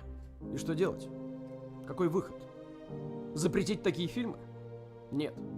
Это не выход. Да и не получится это сделать. Нужно Никак просто поднять осведомленность об этом, потому что проблема не в фильмах, а в человеческом доверии. Вами могут пользоваться и крутить, вертеть просто из-за вашего доверия. Поверьте, именно поэтому распространяются теории заговоров. Ты что, думаешь, что одержимость демонами везде и всюду? Молчать, мракобес! Все, что ты скажешь, будет использовано против нас потом. Например, в этом гребаном ТикТоке, где в эпоху, когда информация из интернета формирует восприятие, все еще каждый день бред про одержимость. Вот эти ваши тиктаки, да? Угу. Собирает миллионы просмотров. А знаете, как эта срань работает? Один раз посмотрел, может, и не поверил в фейк. Но если это попадется дальше, то все не так очевидно. В одном из исследований говорится, что повторение аналогичного контента в ТикТоке становится важным фактором, способствующим укреплению доверия. Повторяемость контента создает ощущение знакомости и последовательности, укрепляя доверие среди пользователей, которые воспринимают это повторение как показатель надежности. Понятно, кто во всем виноват. Хватит воспринимать короткие видосы в интернете за истину, или я за себя не отвечаю! Ладно. На сегодня мы закончили и смогли разоблачить очередную схему каких-то фриков из интернета. День прожит... зря. Но перед тем, как вам расскажут, существует настоящая одержимость или нет, я хотел напомнить главное правило отдела несовершенно верных утверждений. Вы имеете право хранить фейки, но не распространять.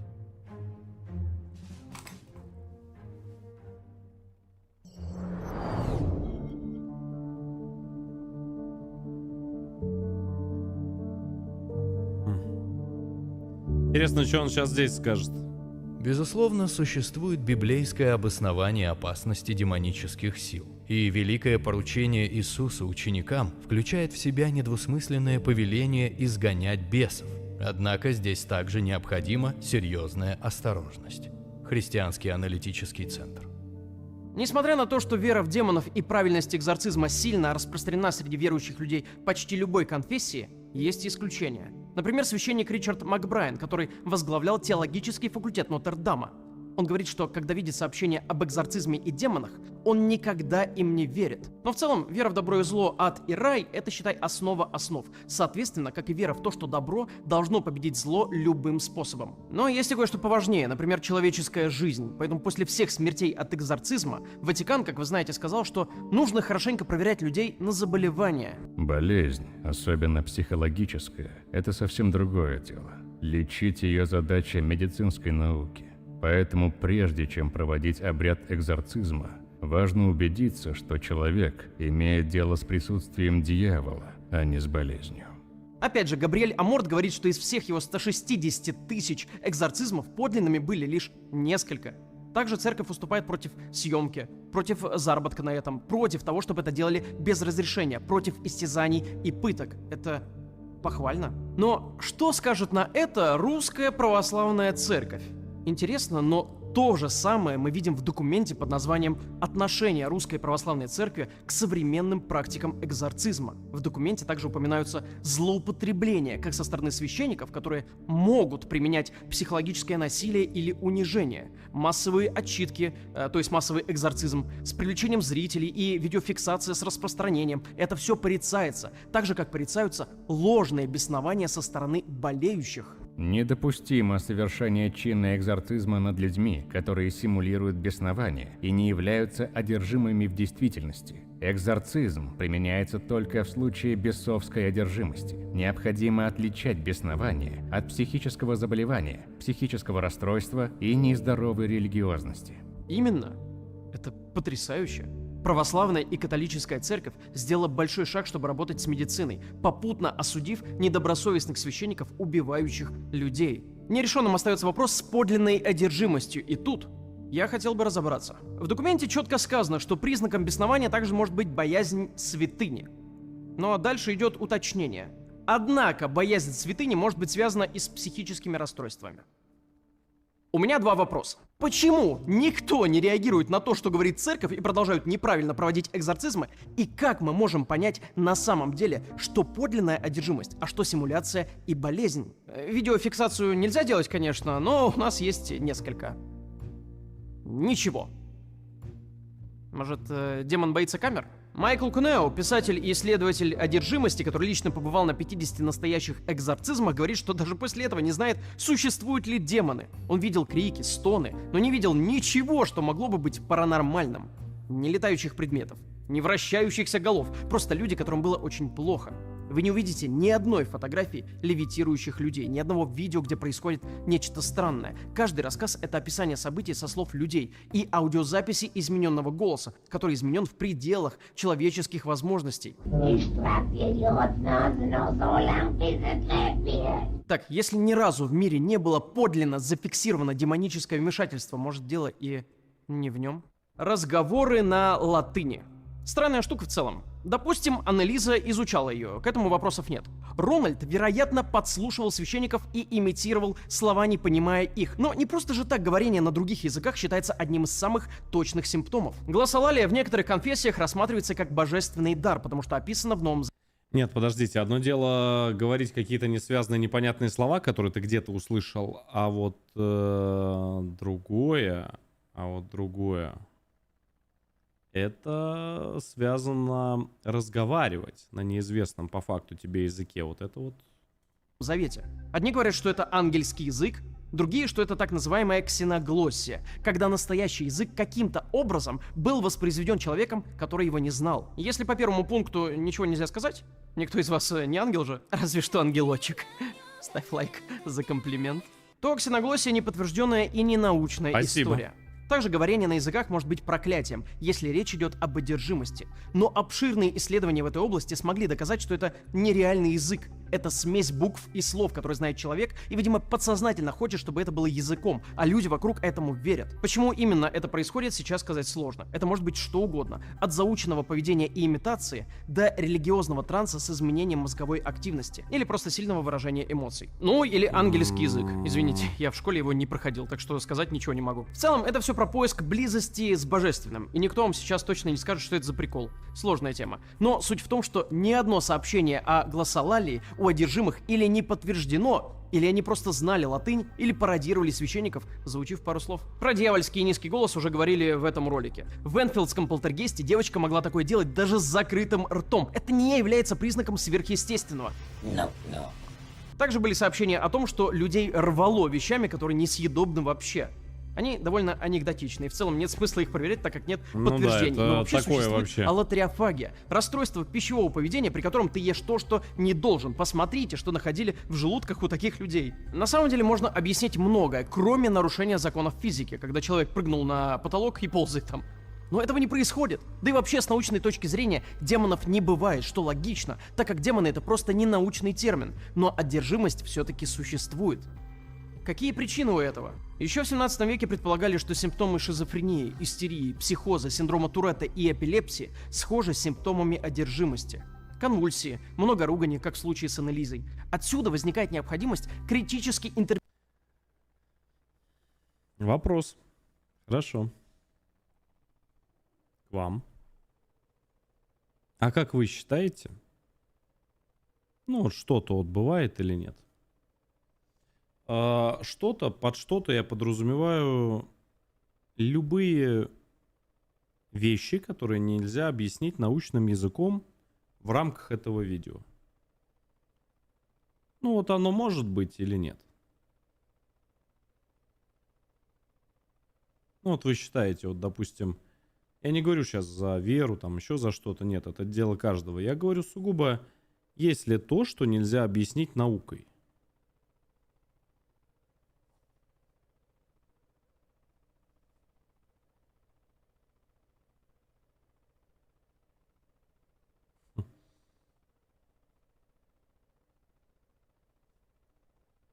Интересно.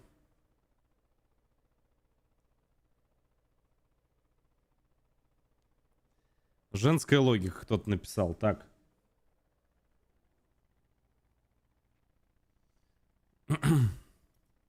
Интерпретировать библейские утверждения. Напишите в комментариях, очень интересно. И хоть как-то опишите вашу точку зрения, очень тоже будет интересно. Очень такой вопрос.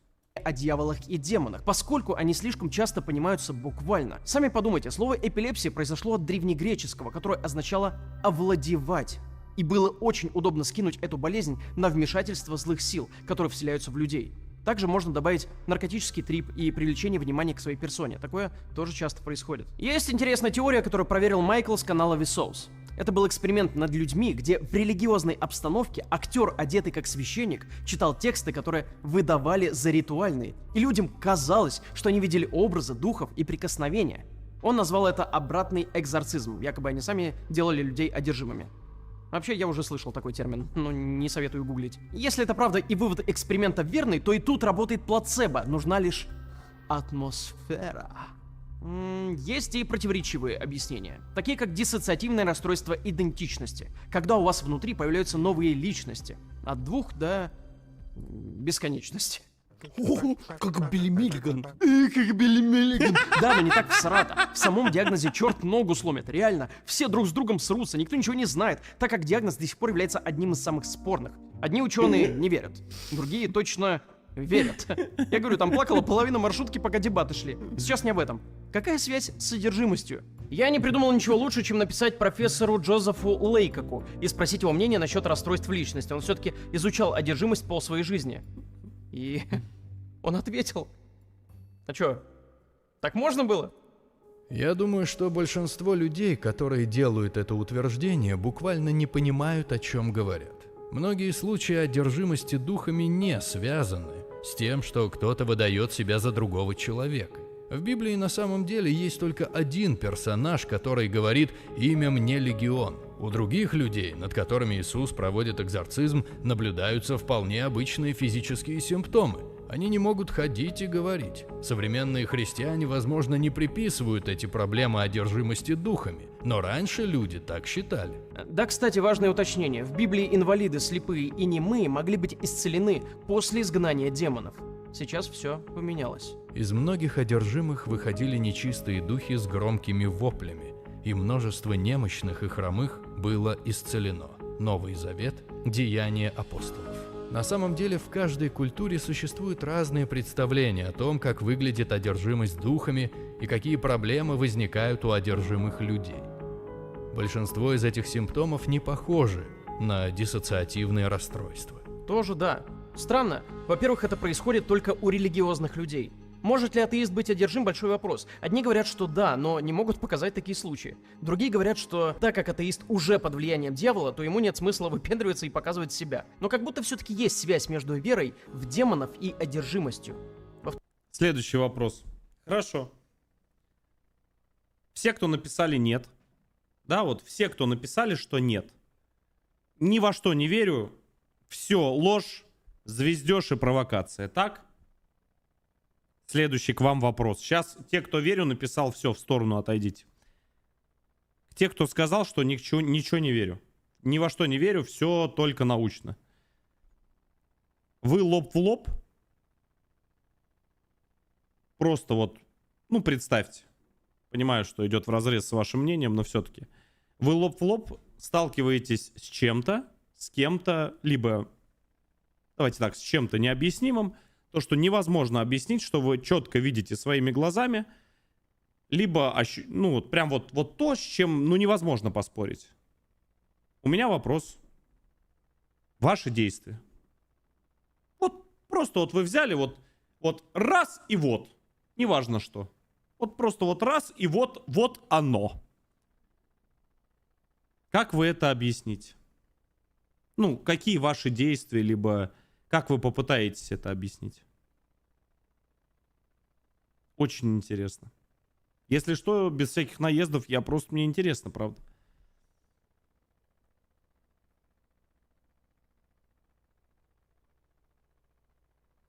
Очень интересный на самом деле вопрос. На эту тему мы у камина еще не один, да, с вами стрим не делали. У меня просто в студии, кто не смотрел, кстати, обзор студии можете найти на канале. В разделе видео новый, да, нашей студии. Кстати, год целый снимали видеоролик. Мы с вами как-нибудь затронем определенные темы. И что-то где-то когда-то я вам расскажу. В силу, опять же, говорю, не своих выдумок, а то, с чем мне когда-то приходилось сталкиваться, либо я сталкивался. Очень интересные вещи, очень такие... Никого ни в чем убеждать не буду, но факт остается фактом.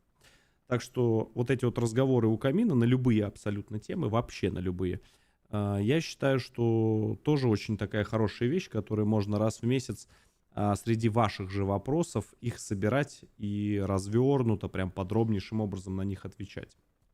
Очень интересный контент, который почему-то, к сожалению, не делают, я не знаю, кто из стримеров его делает, то есть прям вот подробно и на любые темы. Очень интересно. Если вам такая идея зайдет, пишите.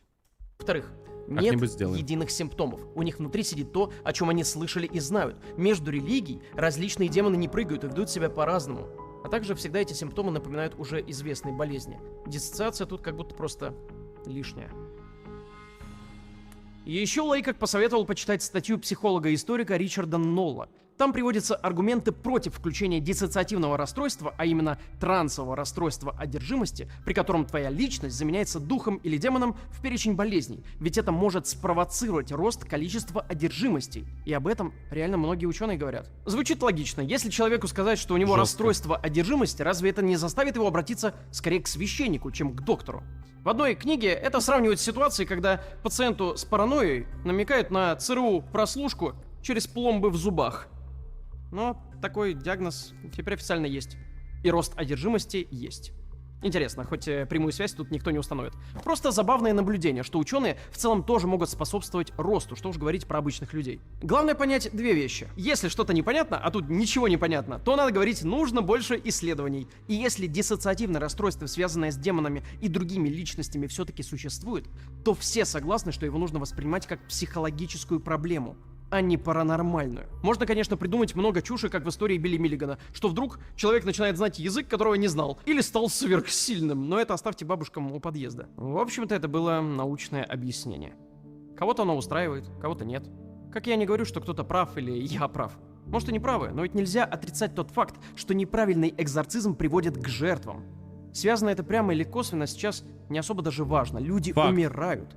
А знаем ли мы людей, которые исцелились от одержимости? Да.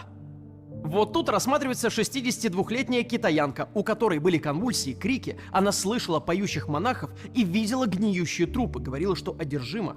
Делала все то же самое, что и остальные. Обратившись в больницу, ей поставили тяжелое депрессивное расстройство, и после приема препаратов все прекратилось. Таких примеров сотни. А людей, которые исцелились благодаря экзорцизму, мы знаем?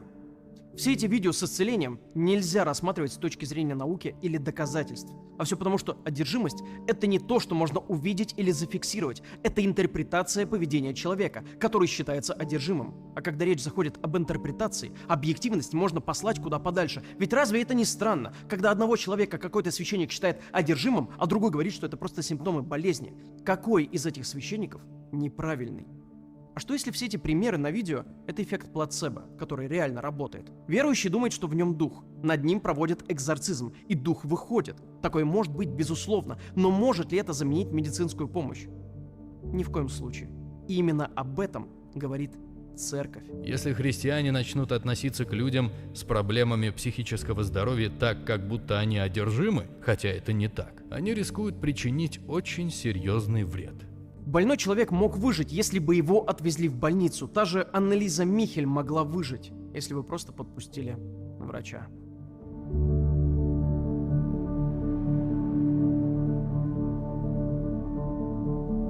А факт? Почему бы просто не перестать пользоваться изгнаниями? Проблемы одни. Может быть, кто-то из вас решил, что экзорцизм, существовавший много тысяч лет, может или должен взять и исчезнуть как пережиток прошлого? Добро пожаловать в современный мир! Их становится все больше из-за доступности информации. Они, конечно, уверены, что это потому, что в мире все больше зла. И если экзорцизм уйдет как практика, то для них это будет означать, что босс повержен и зла больше нет. Такого не будет. Смиритесь. И так как это по сути неизбежно, я хотел поднять вопрос о методах и доказательной базе ради безопасности как самих больных людей, так и священников, кто этим занимается. Я буквально весь ролик пересказывал вам официальную позицию церкви, которую люди не хотят слушать, а также добавил туда немного критики с научной точки зрения. Так может, церкви стоит прислушаться и поступать более научно? Как известно, есть несколько критериев отбора на роль одержимых. Сверхсила, знание языков, которых не знал раньше, и отвращение к таким вещам, как святая вода, кресты, мощи и Библия. Во-первых, конечно же, нужно поменять критерии, так как они слишком размыты и их можно имитировать, но что есть, то есть. Первый – силу. Будет сложно в домашних условиях адекватно проверить, но вот второй и третий в 1621 году уже писали трактаты о поддельной одержимости. Философ Клод Петуа советовал священникам говорить не на латыни, а на иврите или греческом. Если пациент все равно дергается – симулянт. А насчет святых вещей есть еще одна клевая история. Француженка Марта Брассье в конце 16 века заявила о том, что одержима. Стала такой известной, что даже турне устроила. Ей все верили, ну а кто не верил, решили проверить ее одержимость на вшивость и под видом экзорцизма поили святой водой. И ей было нормально. Но когда кидались в нее обычной водой, но при этом говорили, что она святая, когда давали ей сверток с ржавым ключом внутри, но говорили, что это реликвия, когда читали обычные стихи, но говорили, что это для обряда, то все, ее колбасило как не в себя. По рассказам ее разоблачили, и не очень понятно, была она симулянткой, больной или чьим-то проектом. Суть в том, что в каждом из случаев этот эксперимент бы сработал. Дьявол же наверняка и без подсказок сможет понять, жжется у него кожа после попадания воды или нет, правильно? И если, проведя много контролируемых экспериментов, процент угадывания будет небольшой, то не возникнет ли логичного вопроса, а существует ли вообще демоническая сила? Но, судя по всему, не все хотят знать ответ на этот вопрос. Вот мы и подошли к завершению нашего погружения в тематику экзорцизма. Это сложная путешествие тема. было длинным, насыщенным и сложным. Очень но в то же сложное. время увлекательным. Достигли ли мы истины? Трудно сказать. Но стало ясно, что данная проблема выходит за рамки простого выбора между верой и наукой. Это вопрос человечности, сочувствия и обязанности помогать страдающим. Да, религиозные люди действительно могут считать, что исцелились, но проблемы начинаются, когда есть пострадавшие, как те, которых я перечислил, или когда на одержимость сваливают совершенно все, например, отбившихся от рук детей или депрессию. Например, баптистский пастор Рик Морроу в 2023 году заявил, что аутизм – это действие дьявола, от которого можно избавиться. Он сказал, что его Бог не создает мусор. Разумеется, его отстранили. Я бы не хотел, чтобы такие вещи стали символом общего восприятия религии. Я с уважением отношусь ко всем религиозным конфессиям, и у меня даже близко нет желания кого-то оскорбить. Но люди должны признать, что каждый случай болезни или психического состояния, истолкованный как одержимость, это звоночек, предупреждающий нас о вреде, который могут принести страх и незнание. В мире, где наука предоставляет нам инструменты для диагностики и лечения множества состояний, нужно ли нам прибегать к мистическим ритуалам? Если это необходимо, нужно это лучше исследовать и выходить на диалог. Мое видео — это скорее небольшой шажок в этом направлении. Сегодня моя задача была проста. Повысить осведомленность о заболеваниях, которые могут казаться одержимостью. Рассказать о вреде распространения таких вещей в культуре и призвать всех священников к использованию своих же стандартизированных и безопасных методов оценки и лечения.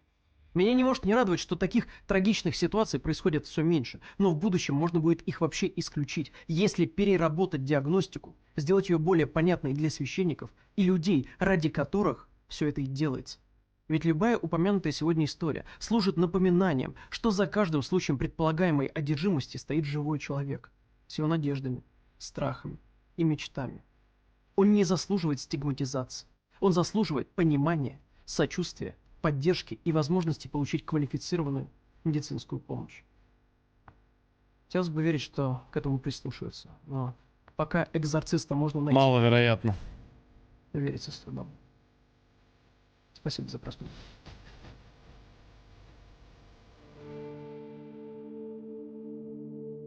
Очень сильный, очень крутой ролик.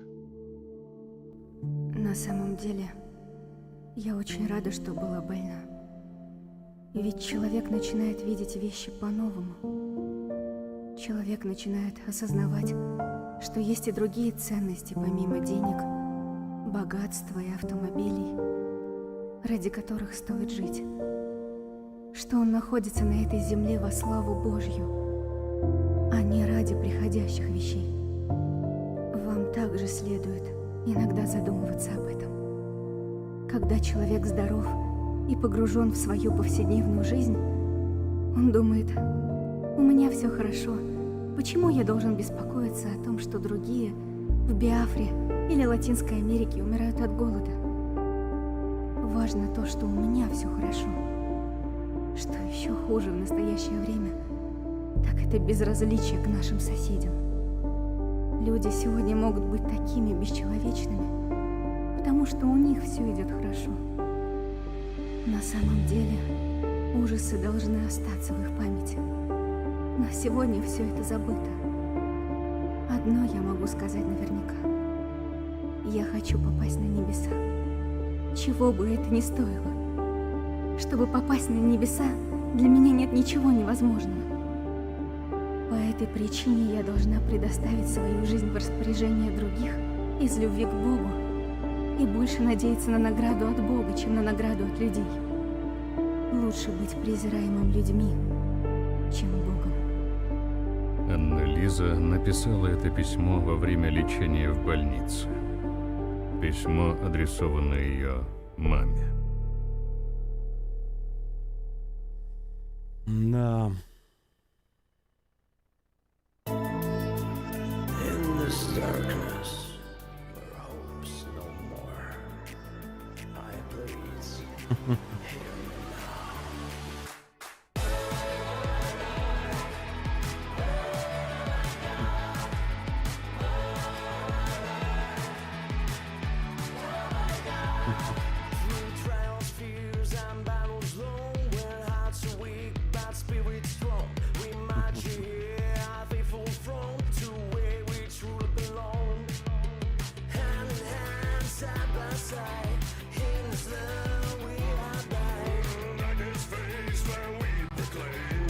Круто сделали.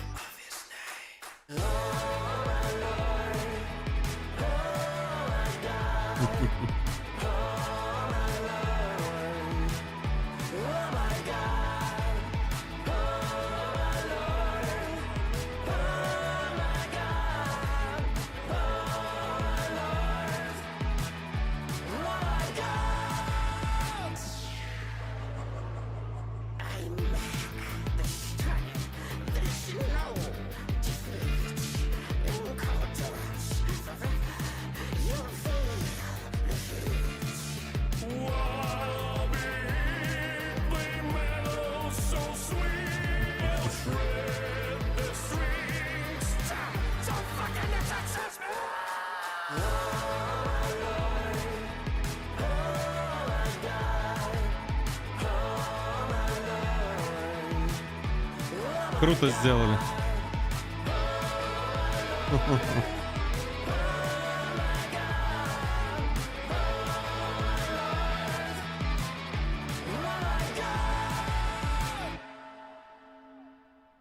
Очень круто.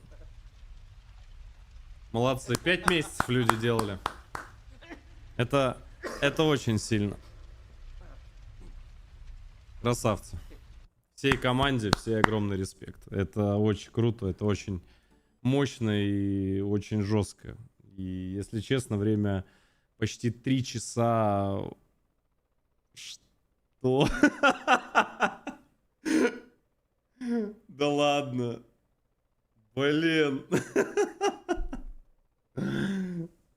Да ладно, чувак. Привет. Ой, боже. Да ну нафиг.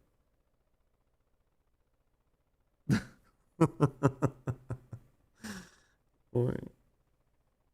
Я ничего даже говорить не хочу. Я причем говорю каждый раз одно и то же. Что вот эти люди, они делают, бля, очень крутые вещи. Очень крутые. Мне аж от неожиданности тут не хватало твоих реакций. Я подвыпал немного, да, сейчас тоже там потихонечку авторский контент запускаю, а то реакции это такое. Это не контент, это так посидеть, кайфануть. Просто мне ребята, Утопия Шоу, здравствуй, дорогой, мы очень рады тебя видеть. Я просто... Реакция это такое. Это вообще то, что я делал на Твиче и просто тупо заливал сюда. А вот посмотреть что-то, знаешь, очень такое большое, крутое. И предпоследний твой ролик, который я смотрел, я не ожидал. Я потерялся даже немного, когда смотрел, потому что, ну, я как человек, который, да, тоже так плюс-минус этим занимается, там интересуется, как это делается, какой труд в это вкладывается. Я понимал то, что какой объем работы вы делаете. И это не лицемерие, это не для того, чтобы там меня на съемки куда-то, знаешь, позвали или еще что-то. Я вообще никогда никому не напрашиваюсь, но я искренне был рад, то, что вот ваша команда, она настолько круто развивается, вы такой крутой видос сделали, что вообще... И вот я сейчас посмотрел, я сидел весь видос, я думал, вот покадрово, да, вот все вот эти вот детали, все вот эти моменты, вот знаешь, вот эти пазлы, вот где музыка включается, где она перебивка делается, где монтаж и так далее, и так далее, и так далее, и так далее.